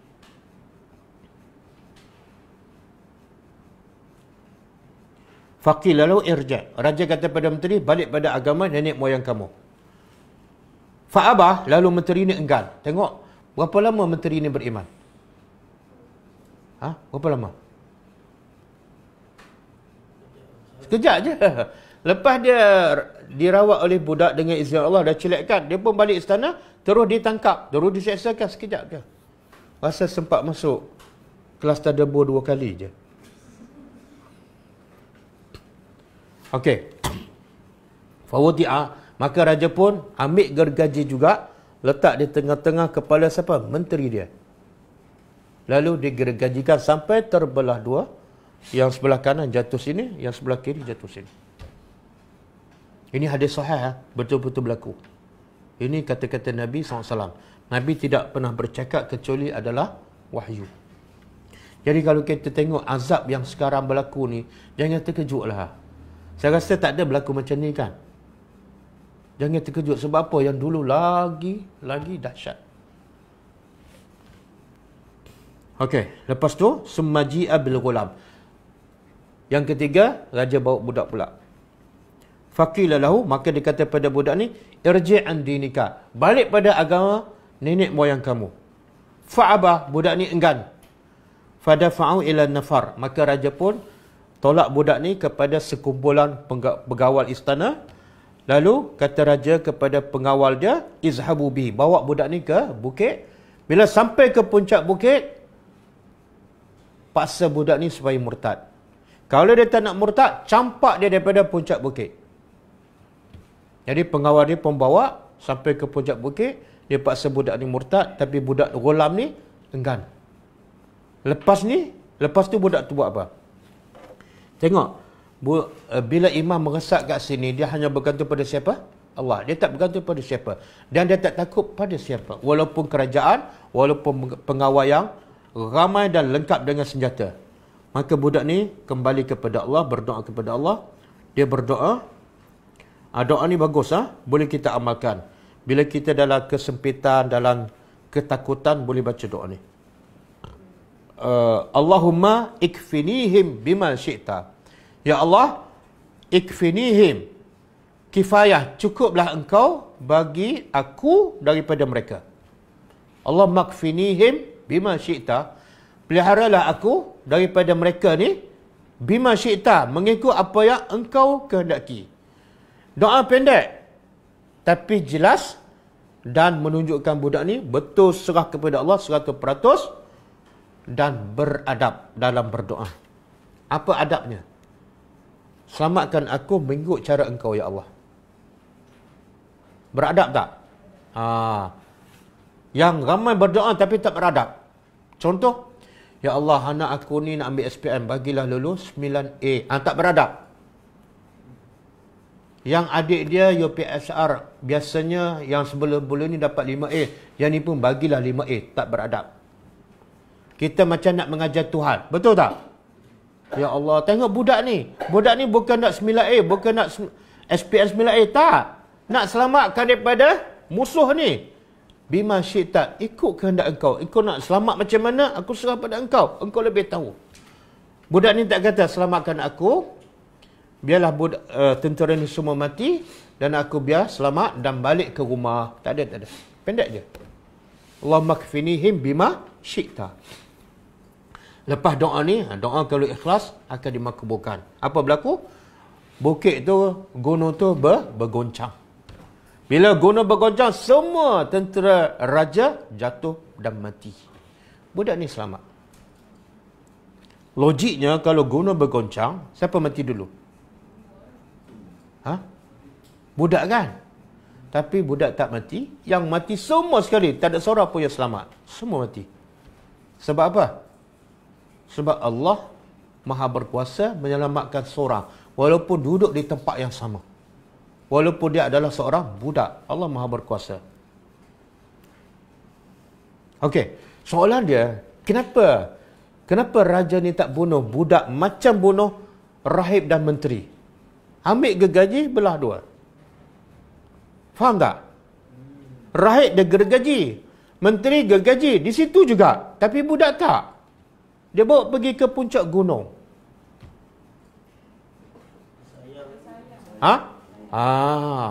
Orang sesat macam mana? Dia berfikir tentang kepentingan dia. Budak ni aset kepada kerajaan dia. Budak ni cerdik, ada kelebihan, pintar. Ini aset negara. Jangan bunuh. Yang rahib tu dah tua dah, tak ada kudrah dah. Menteri pun dia tak ada masalah dah. Tunggu luput, tarikh luput. Jadi budak ni aset, jangan bunuh. Satu. Yang kedua, kan dia ada perancangan juga, tak, kalau tak beriman bunuh kan. Tolak daripada puncak. Kenapa pergi ke gunung? Ya Allah, banyaknya pengajaran. Kenapa bawa budak pergi ke gunung? Kalau tak nak bunuh pun janganlah bawa pergi ke gunung, kan jauh tu. Nak panjat lagi, nak pergi ke gunung satu, nak panjat lagi satu.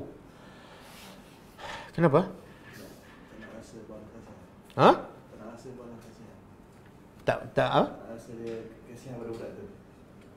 Tak.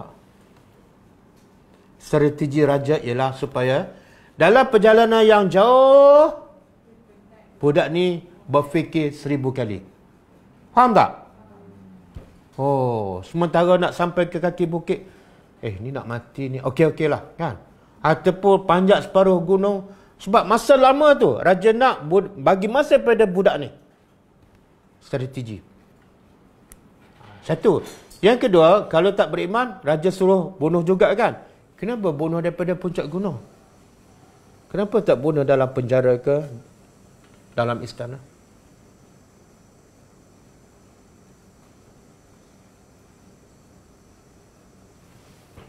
Kau macam ni, cerita ni panjang ni. Dah habis dah? Dah habis masa dah? Masa dah habis. Okey, tak apalah, kita sambung cerita ni. Banyak pengajaran. Jawapannya ialah, kalau raja bunuh, macam raja bunuh menteri ni, ataupun rahib, orang ramai akan tahu tak? Orang ramai akan tahu tak? Okey, kalau orang ramai tahu, raja bunuh budak, bukan orang tua ni. Dan budak ni dah ada jasa pada orang ramai. Memang semua orang tahu dia baik. Apa image raja? Habis. Bila hari akan datang orang tak undi dia. Faham tak? Jadi biar budak ni mati bukan sebab biar orang tak tahu siapa yang bunuh. Terkejut no? Kalau betul lah dibunuh atas puncak gunung kan, besok keluar berita apa? Seorang budak membunuh diri. Faham tak strategi? Bersih tak nama raja? Boleh faham? Jadi nak buat jahat pun kena ada strategi. Okey, kita berhenti setakat tu. Setakat budak ni dia bawa ke gunung. Kemudian sampai puncak gunung, dia tetap beriman, dia berdoa kepada Allah, gunung tu bergoncang, kemudian semua pegawai raja jatuh mati. Dan budak ni ke mana lepas tu? Kita sambung minggu depan. InsyaAllah. Siri kedua. Ini cerita ni lagi seronok daripada cerita drama Korea. Okey, ada soalan ke?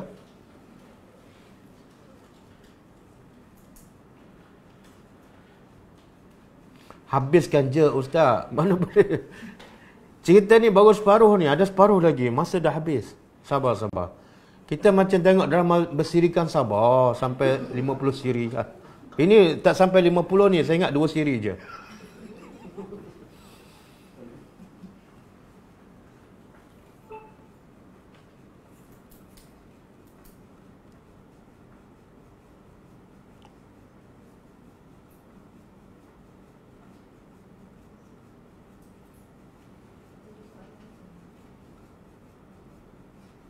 Ada soalan sini?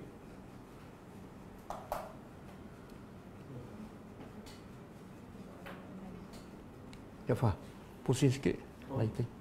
Pusing ke sini sikit. Silau. Kalau orang minta sedekah kat kedai-kedai, apa pendapat Ustaz? Perlukah disantun ni atau kita tak nak beri sebab kita tengah makan? Dia selalu minta-minta dan takut sedikit penipuan. Dia kalau orang meminta kan, ini budak kan? Budak ke apa ni? Budak. Oh, tak kira siapa lah. Dia tengok siapa yang meminta. Kalau orang tu cacat, buta, kaki sebelah ke kan, memang dia tak mampu bekerja, kita bagilah. Tapi yang terbaiknya, bagi apa? Bagi ilmu. Sebelum kita bagi duit itu, kita dakwah sikit. Pakcik berkenalan. Pakcik dari mana? Macam mana boleh sampai kat sini? Ada anak ke kan? Masukkan jarum dakwah. Lepas tu kita bagilah. Tapi kalau yang meminta tu budak, sihat walafiat, orang tua pun sihat boleh bekerja, jangan bagi. Jangan bagi duit, tapi bagi ilmu. Bagi sikit nasihat. Yang tu yang kita selalu gagal. Kan? Duit mudah kita bagi. Walaupun RM1 je, bukan banyak pun. Tapi yang kita gagal ialah nak bagi nasihat. Tak ada kekuatan kan? Kadang-kadang kita, ya Allah, yelah, kadang-kadang saya yang bercakap pun sama. Bila dia datang meminta, kita tak terfikir dia sasaran dakwah kita. Oh, ni peluang untuk aku berdakwah kan? Macam menteri tadi lah, menteri datang jumpa budak untuk merawatkan penyakit buta. Budak ni fikir apa? Oh, ini sasaran dakwah ni. Bila dia berhajat, aku cakap dia mesti dengar. Kan? Jadi peminta tu kadang-kadang bila dia meminta, dia berhajat. Masa tu sepatutnya lah. Sepatah, cakap sepatah je. Cakap sepatah. Budak ni, dia berdakwah pada menteri, sampai menteri itu beriman. Panjang tak tazkirah dia? Panjang tak? Siapa ingat apa ucapan budak ni pada menteri? Bukan aku yang menyembuhkan. Kemudian, yang kedua, kalau kamu beriman, Allah akan sembuhkan kamu. Aku berdoa, Allah akan sembuh. Panjang tak? Ya Allah. Tak perlu seminar, tak perlu forum perdana, tak perlu ceramah bersiri. Betul tak? Ini forum perdana ceramah 10 siri. Seorang pun tak beriman. Perangai macam itulah panas bara. Dah 10 tahun.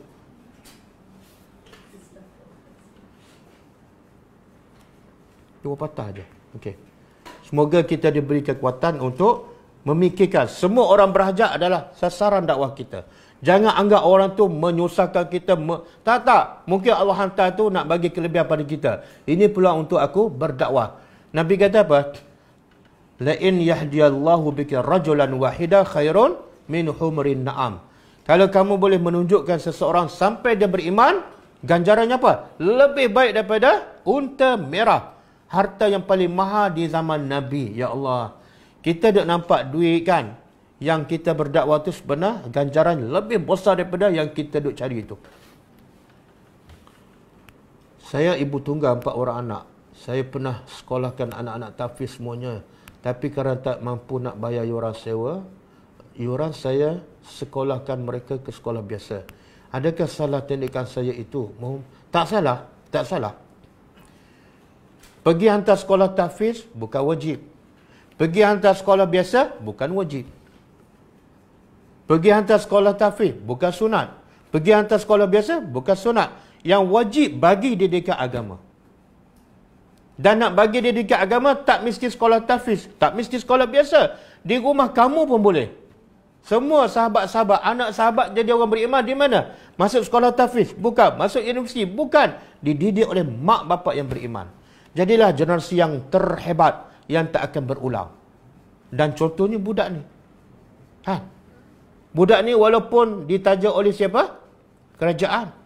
Dan dirancang untuk mengajar benda yang sesat. Tapi dia boleh jumpa hidayah di tepi jalan.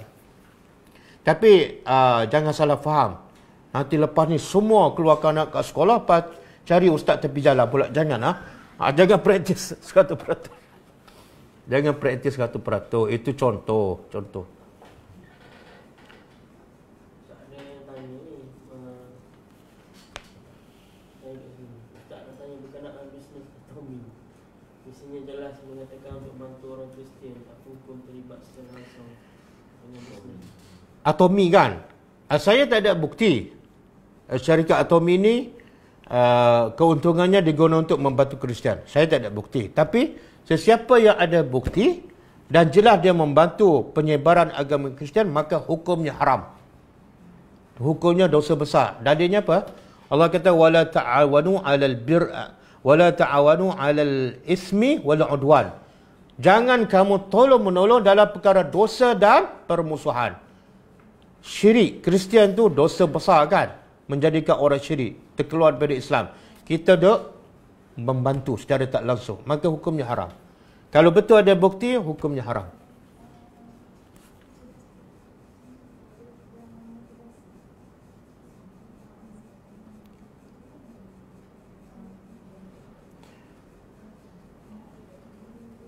Macam mana hadapi golongan-golongan yang seperti di Arab yang tak payah hadapi golongan-golongan yang seperti di Arab.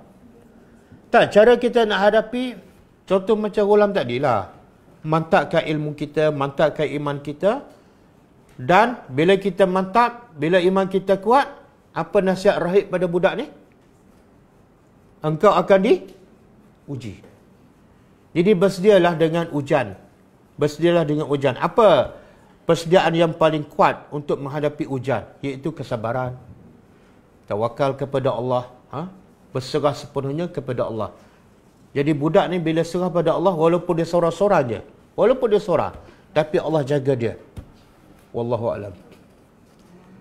Bagi yang tak ada tauliah, agak susah nak buat kelas tadabbur. Kawan saya yang ada tauliah pun kena report. Tak apa, jangan fikir pasal tauliah lah. Selagi kita ada ruang untuk mengajar dan untuk belajar, teruskan. Kalau tak ada ruang, kita fikir lain. Sekarang banyak tak ruang untuk kita belajar tadabbur. Kadang-kadang duduk kat rumah aja, betul kan? Tak payah pergi ke masjid, tak payah pergi ke kelas. Sekarang masih banyak peluang, masih banyak peluang dan ruang untuk kita belajar tadabbur. Fikir. Apa khabar fikir? Lama tak jumpa. Nak tanya kalau solat sunat sebelum zuhur, kalau terlambat nak solat zuhur, macam pukul 3 PM, atas sebab-sebab memang tak boleh elak, sangkut dalam jam. Bolehkah saya solat sunat sebelum solat zuhur? Jadi solat sunat qabliyah, kan? Bila kita lewat solat fardu zuhur, bukan disengajakan, maka boleh. Kenapa tak boleh? Waktu solat sunat qabliyah ialah sebelum solat fardu dan waktu solat sunat ba'da sehingga habis waktu. Cuma yang tak boleh ni kalau kita sengaja melewatkan solat fardu, sengaja lewat solat fardu zuhur, contoh sampai pukul 3.30, lepas tu nak solat sunat. Sebenarnya tak betul tu. Kalau kamu sengajakan lewat solat fardu, nak buat apa lagi solat sunat? Faham tak? Bercanggah tu. Kalau kamu betul nak solat sempurna dengan menambahkan solat sunat, solat fardu kena yang paling penting utamakan. Solat sunat ni hanya menampung solat fardu. Kalau solat fardu dah ada masalah, dah cacat, macam mana solat sunat nak menampung? Okey.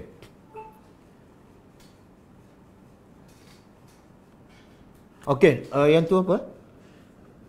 Boleh tak bila doa yang disebut oleh ustaz dipuskan dalam Telegram? Boleh. Allah makfini. Ya, ada dalam buku 66 kan? Saya tak nak post beli buku ni.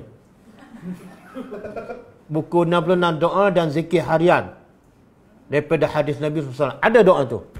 Saya rasa adalah saya tulis. Doa ketika dalam keadaan tersepit dan sebagainya. Cuba cek tengok ada tak.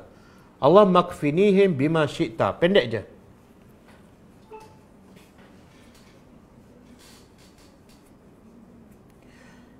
Jika mak atau bapa melarang kita berlebih-lebih memberi sedekah pada orang lain, sedangkan anak tu merasa hati sangat lapang bila memberi.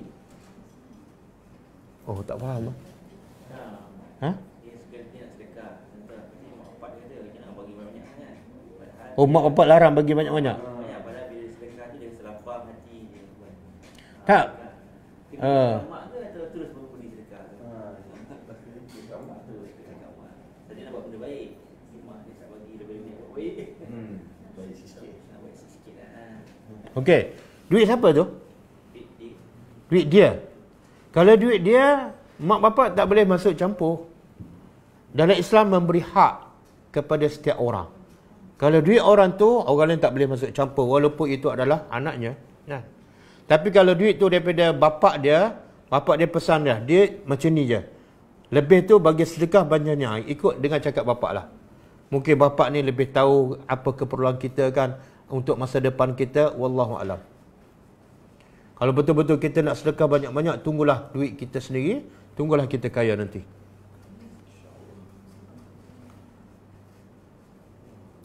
Bolehkah baca bahasa Melayu? Ya Allah, soalan ni dah, saya ingat ni kali ke-10 dah. Bolehkah baca bahasa Melayu dalam berdoa? Tak boleh. Kalau anda bukan seorang mu'allaf, tak boleh. Kalau anda seorang mu'allaf, tak boleh nak baca doa dalam bahasa Arab, lidah pun keras, maka ketika itu boleh baca doa dalam bahasa ibunda ketika sujud. Ketika sujud saja, ketika tahiyat tak boleh. Sebab apa? Sebab Nabi kata, sehampir-hampir hamba kepada Tuhan ialah masa dia sujud. Maka perbanyakkan doa. Dia tak boleh baca bahasa Arab, lidah pun keras. Jadi dia nak kelebihan tu. Maka sebagai ulama kata, boleh dia berdoa dalam bahasa Melayu kalau dia tak boleh sebut dalam bahasa Arab ataupun tak hafal ataupun dia mu'allaf. Wallahu alam. Ada tak doa? Ada? Cuba baca doa tu.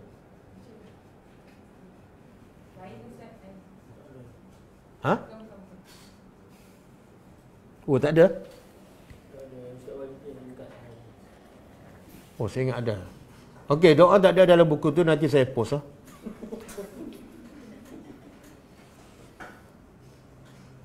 Jika dulu kita pernah terlibat dalam ajaran tarikat dan sedar ajaran itu salah, tapi kita pernah mengamalkan ilmu yang salah dan sesat itu pula kita bersyahadah. Tak, bertaubat je, tak perlu mengucap balik. Dia tarikat ni bukan sampai tahap terkeluar daripada agama. Bertaubat je, tinggalkan amalan yang lama. Semoga taubat kita diterima oleh Allah Subhanahu Wa Taala. Minta tolong pada tok guru. Dia untuk tak, minta tolong pada tok guru, dia ada dua. Satu haram, satu halal. minta tolong pada tok guru yang halal apa dah? Kita minta tolong apa yang dia boleh buat. Boleh tak tolong bacakan buku tu pada saya? Tok guru mampu buat, tak salah. Boleh tak tok guru doa untuk saya? Boleh, tak ada masalah. Itu minta tolong yang boleh.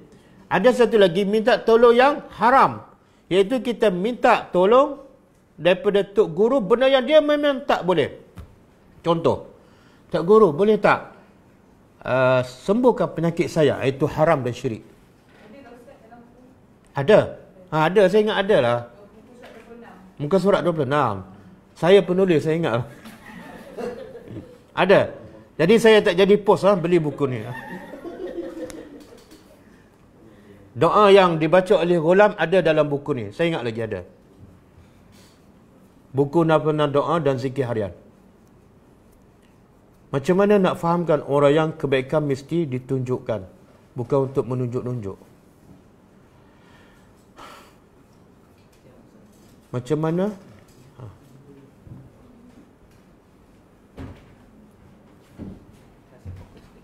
Okey, buku ni.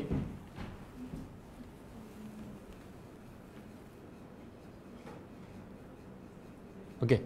Dah? Buku Nafana Doa dan Zikir Harian daripada hadis Rasulullah SAW. Jadi kalau saya post dapat satu doa, tapi kalau beli buku ni dapat 66 doa dan zikir harian.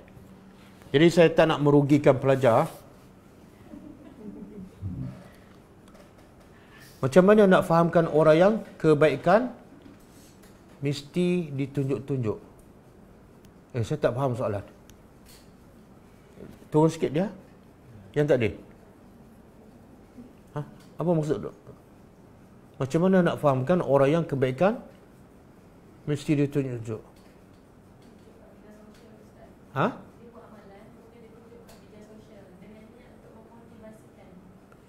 Jadi soalannya? Nak tegur perbuatan dia tu. Okey. Allah sebut wa in tubdus sadaqat fa ni'mahi. Sekiranya kamu tunjuk sedekah, maka fa ni'mahi, dia baik. Tapi baik tu kata ahli tafsir ialah bila tujuan kita tunjuk untuk bagi motivasi pada orang dan kita yakin orang akan ikut. Kalau tak ramai pun sikit lah. Dan kita pula tak terkesan, tak riak dan sebagainya. Masa tu boleh tunjuk. Tapi Allah kata wa in tukhfuha wa tu'tuhal fuqara. Kalau kamu sembunyikan dan bagi pada fakir miskin, wa huwa khairun, dia lebih baik daripada tunjuk. Sebab apa Allah kata lebih baik? Sebab Allah tahu hati kita ni baik macam mana, ikhlas macam mana, kadang-kadang tergugat dengan pujian. Maka Allah kata kalau kamu sembunyi, itulah terbaik. Wallahu a'lam. Perempuan digalakkan duduk solat di rumah. Kalau berada di masjid, kita berada di bawah doa malaikat. Malaikat bukan ada di masjid je. Tama-tama musim PKP ni. Malaikat ada di mana-mana. Malaikat ada tak dalam rumah kita? Ada. Malaikat ada tak majlis ilmu? Nabi kata, solat wanita terbaik di rumah. Jangan pula kita kata, kena masjid juga sebab doa malaikat. Jangan, itu dah memandai-mandai. Jadi, macam mana nak dapat berada di bawah naungan malaikat? Subhanallah. Saya dah sebut dalam kelas di Bahau semalam kan. Wanita kalau buat 4 benda kan, mudah masuk syurga. Apa dia? Solat 5 waktu, puasa bulan Ramadan, taat suami, kemudian ada tak yang kelima duduk kat masjid? Tak ada. Buat 4. Kalau betul kamu nak doa malaikat ke, ini Nabi kata ganjaran dia apa dah? Bukan doa malaikat. Mudah masuk syurga. Kenapa nak doa malaikat? Yang ni lagi besar. Betul tak? Jadi buat 4 benda ni duduk kat rumah, insya-Allah dijamin masuk syurga. Lebih baik daripada doa malaikat.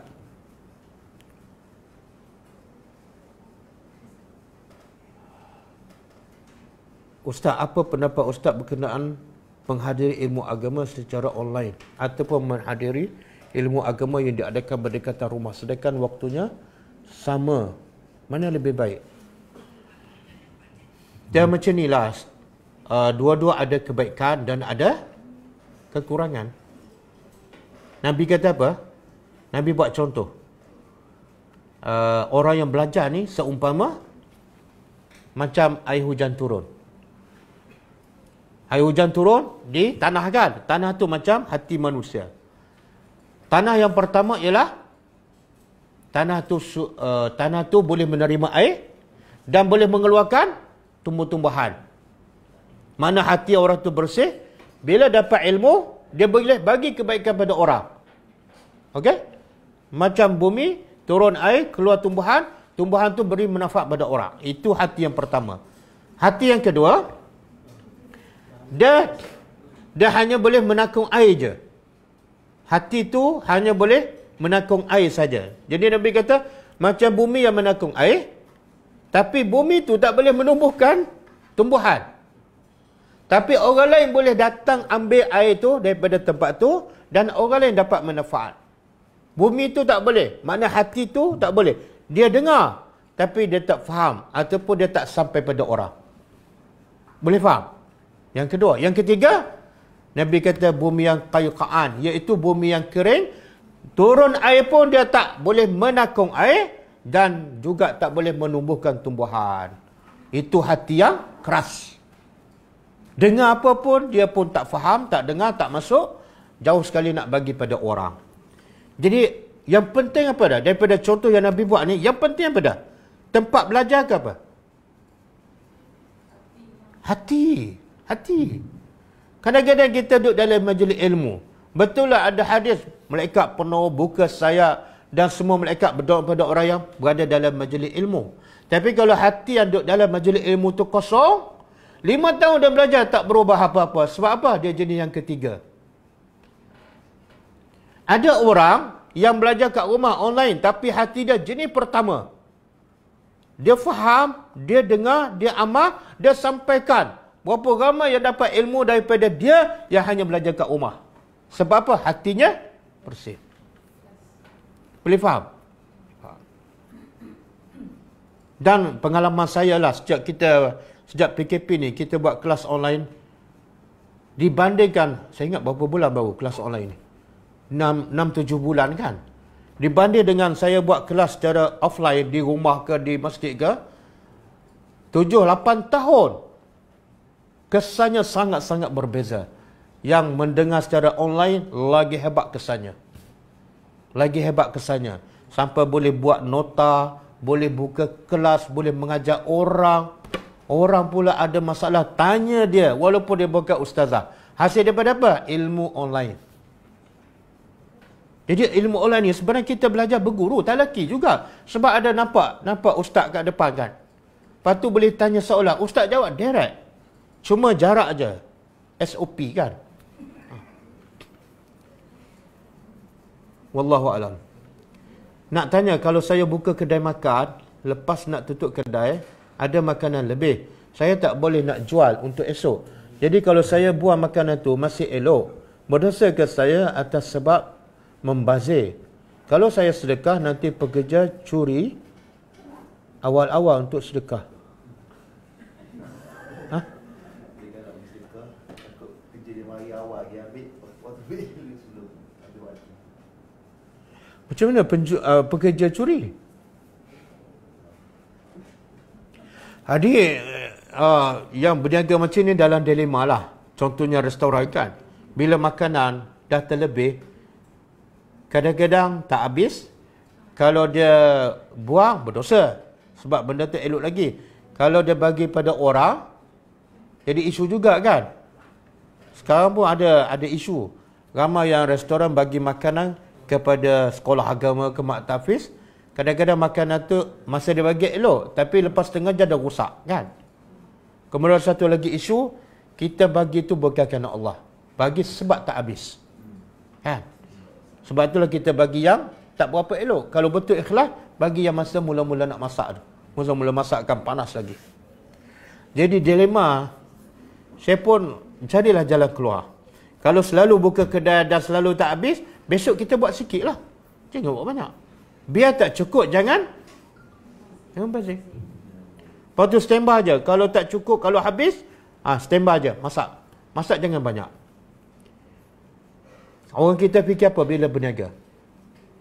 Nak duit banyak. Maka sebab tu dia masak banyak kan? Tapi sepatut orang berniaga ialah dia kena fikir, dengan perniagaan aku, pahala bertambah, dosa kurang. Jangan pahala tak ada, kemudian dosa pula bertambah. Sebab apa? Membazir. Untung tak banyak mana, dosa yang bertambah. Jangan. Sebab tu Allah puji tak peniaga. Allah puji peniaga dalam surah An-Nur. Tapi peniaga yang macam mana? Rijalun la tulhihim tijaratun wala bay'un an zikrillah wa iqamis salah. Peniaga-peniaga yang tak pernah dilalaikan perniagaan mereka daripada berzikir pada Allah, mentaati Allah dan berikan salat. Peniaga ni sangat-sangat dipuji oleh Allah Subhanahu Wa Taala. Masuk waktu dia salat dan dia pastikan dia tak membazir.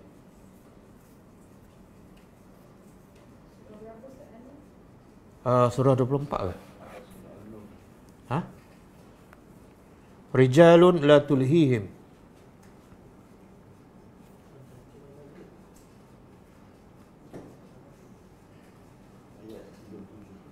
Ayat 37. Satu lagi cara alternatif nak mengelakkan dari pembaziran, iaitu buka restoran masakan panas. Ala carte kan? Makna bila ada baru kita masak. Jadi tak akan berlaku pembaziran. Betul tak? Tukar. Ala carte.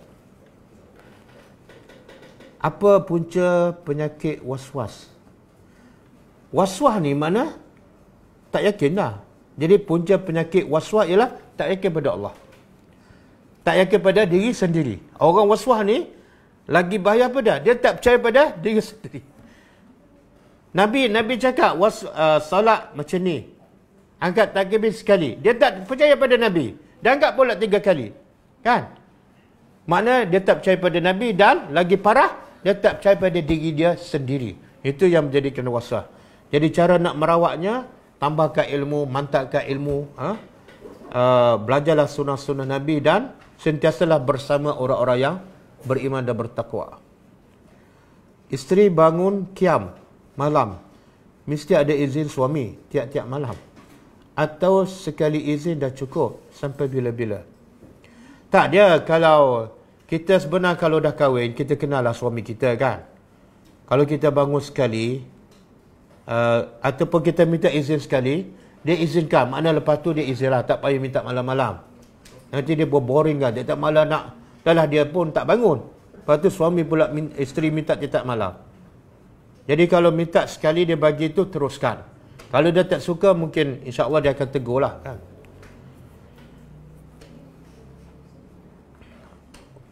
Terima.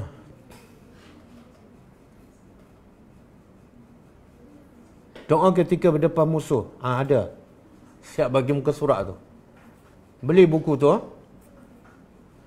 Apakah pendekatan yang boleh dipilih untuk menarik ibu bapa yang tidak beriman ke arah Islam yang luhur? Pertama sekali, akhlak lah. Akhlak anak-anak. Akhlak anak-anak. Tunjuklah akhlak yang baik. Mak kata apa pun, mak marah pun jangan tengking, jangan tinggi suara, jangan guna bahasa yang kasar. Tunjukkan kita ni beradab, baik. Walaupun orang kata apa, mak tengking ke, bapak marah ke, kita tak melawan. Itu satu. Yang kedua, buat baik pada mak bapak. Jangan akhlak baik tapi tak buat baik pada mak bapak kan. Sama dengan Ghulam tu. Ghulam berjaya dakwah dia apa dah? Nanti penghujung cerita tu, hampir semua rakyat beriman. Sebab apa? Dia buat baik pada orang.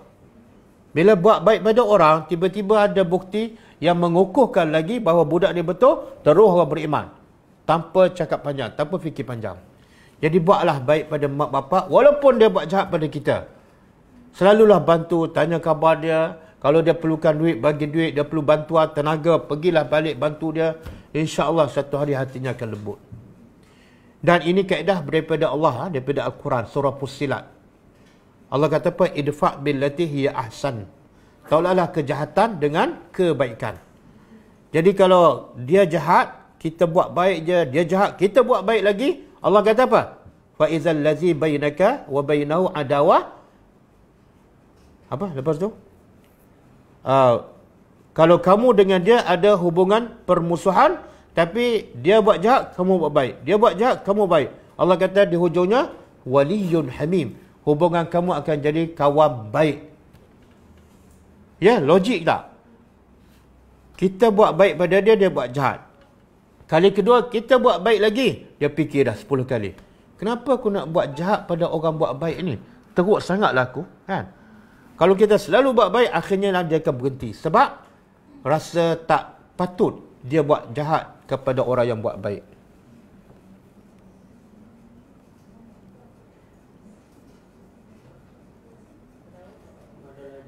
Dah? Ha? Mana? Apa pandangan agama tentang badan haji? Badan haji ni saya dah jawab sebelum ni. Kalau mak bapak kita yang meninggal masa dia hidup, dia wajib mengerjakan haji tapi dia tak buat, maka jatuh wajib lah. Bila dia meninggal, kita buatlah upah haji untuk mereka. Tapi kalau mak bapak kita masa hidup, dia miskin, memang tak mampu, memang tak wajib pun buat haji. Tiba-tiba dia meninggal, tak payahlah kita buat badan haji. Sebab kenapa nak buat? Tak wajib pun. Buatlah yang paling lebih besar manfaatnya kepada mak bapak. Apa dah? Kita niat sedekah jariah kepada mak bapak. Jadi pahalanya terus mengalir kepada mak bapak. Tapi kalau buat badal haji kepada mak bapak yang masa hidup tak mampu, pertama, haji itu belum tentu mabrur. Yang kedua, kalau mabrur pun pahala dia sekali langsam je, yang bukan jariah. Wallahu a'lam. Satu lagi saya nak sebut pasal badal haji. Badal haji ni, biasa orang bagi upah haji ni, harga dia murah, 1,500. Kan? 2,500. Tak patut tu. Tak patut. Bagaimana kamu nak suruh orang buat kerja haji yang sangat berat dan susah hanya dengan bagi 1,500? Akhirnya apa berlaku? Sebab ini pengalaman saya. Saya duduk Mekah 10 tahun lebih. Ramai orang bagi upah haji kan. 1,500. Bila dah banyak sangat, dia sub. Dapat pada orang Indonesia, pelajar Indonesia, katalah dapat 5. Dia tak boleh buat ke 5-5. Dia pun cari kawan. Tapi yang dia beri 1,500, dia potong 200. Kawan tu pula yang dia sub dah ada upah haji. Dia pun sub pula pada kawan lain. Last kali yang dapat 500. Cuba bayangkan, buat haji dalam keadaan susah dengan 500. Dia akan buat cincai. Kalau betul kita sayang pada mak bapak kita, cari orang yang berilmu. Dan bagilah harga macam orang buat kerja haji. Kalau 10,000, bagilah. Sebab ini haji untuk bapak kamu. Ada pula haji bapak kamu 1,500. Kan? Ha? Wallahu a'lam.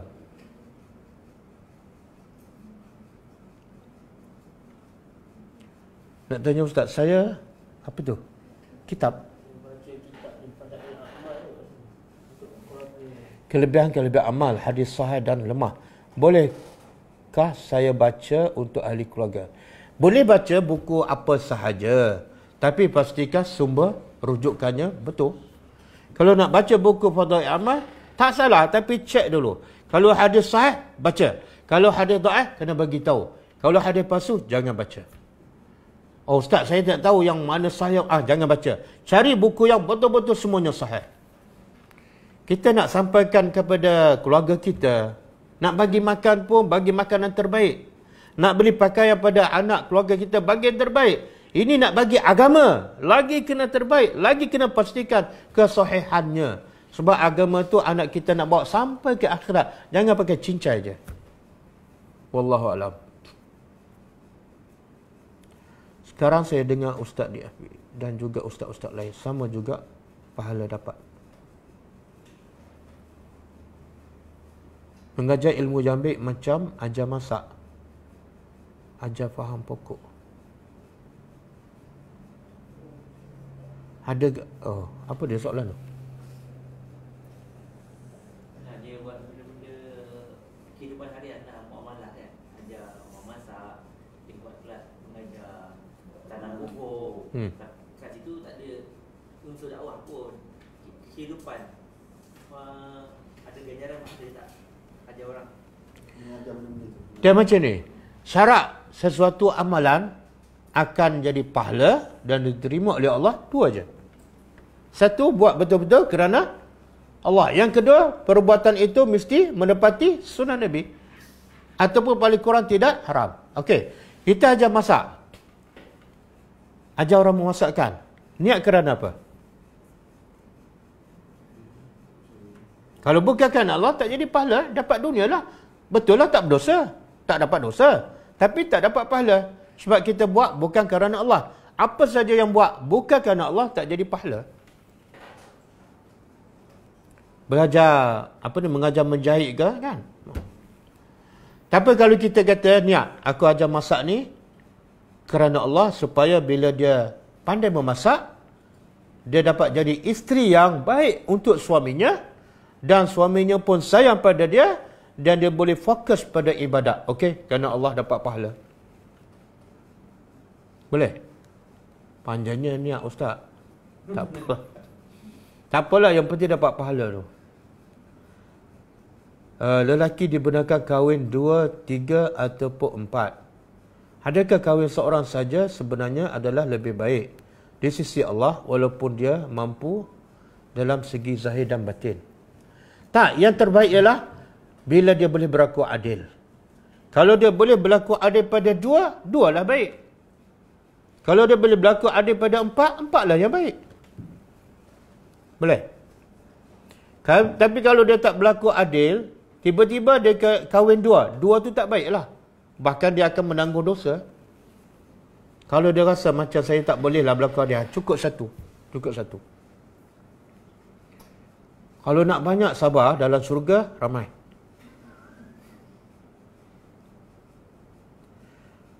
Masa saya bekerja bos, saya ada berhutang. Iaitu tak bayar gaji. Dia berpindah. Tapi saya dah halal. Semua hutang dia tanpa berjumpa dengan bos saya. Adakah halal saya diterima? Dan bos saya tak berhutang dengan saya? Ya? Yes. Ya, bos tu ataupun siapa yang berhutang sangkut bila orang yang dia berhutang tu tak halalkan. Bila orang yang dia berhutang tu halalkan, lepas. Walaupun orang yang berhutang tak tahu. Tapi kata ulama, kalau kita beritahu kita halalkan hutang, lagi baik. Kenapa? Bila kita bagi tahu kita dah halalkan hutang dia gembira tak? Dia gembira. Gembira tu menggembirakan orang adalah ibadat.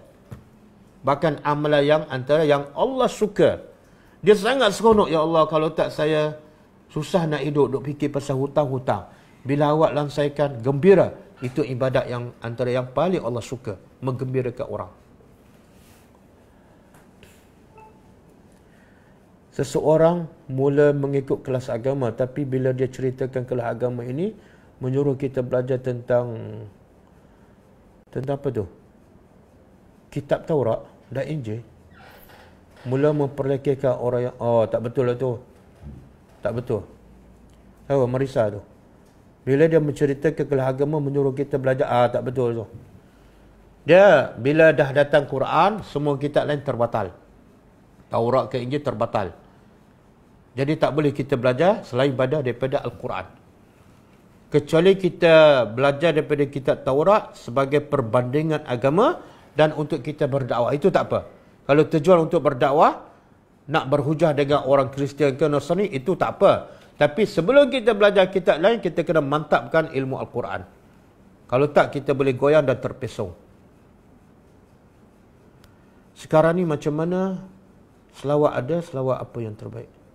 Macam selawat ada. Macam-macam besi selawat. Selawat yang terbaik ialah yang datang daripada Nabi. Selawat yang terbaik ialah salawat Ibrahimiyah yang kita baca masa tahiyat akhir. Adapun selain daripada itu yang bukan daripada Nabi, sebaik-baik tinggalkan. Kenapa nak tinggal yang terbaik, iaitu daripada Nabi yang merupakan wahyu, dan nak ambil selawat yang daripada manusia? Mungkin betul, mungkin salah. Mana kita tak cerdik lah. Cara penilaian kita tak betul.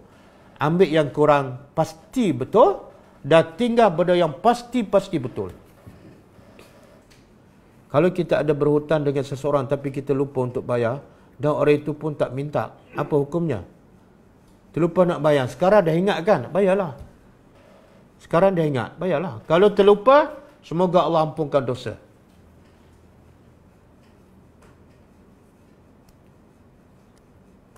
Kalau rasa mampu bawa isteri ke syurga, silakan bang.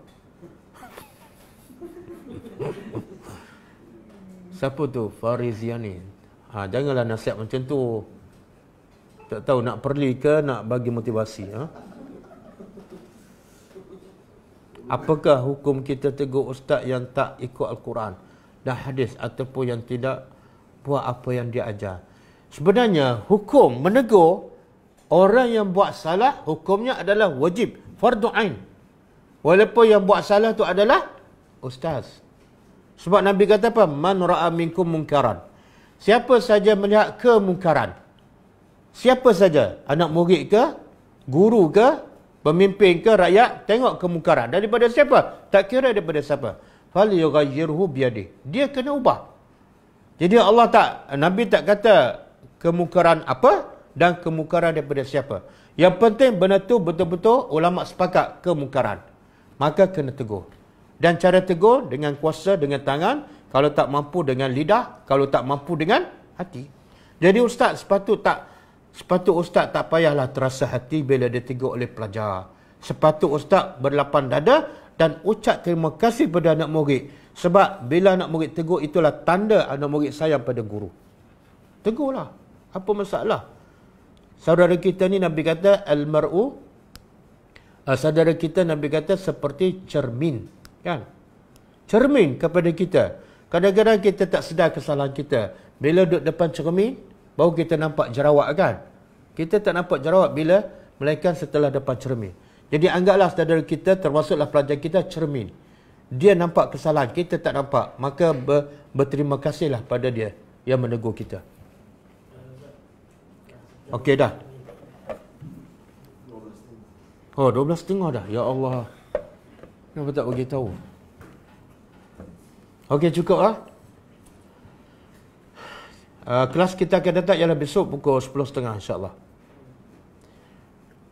InsyaAllah hujung minggu ni kita akan buat tadabbur tour ke Pulau Pinang. 9 dan 10. Siapa yang nak join boleh bagi nama pada Puan Haniza, insyaAllah. Kita tutup dengan membaca tasbih kafarah. Subhanakallahumma wa bihamdika asyhadu an la ilaha illa anta astaghfiruka wa atubu ilaik. Assalamualaikum warahmatullahi wabarakatuh.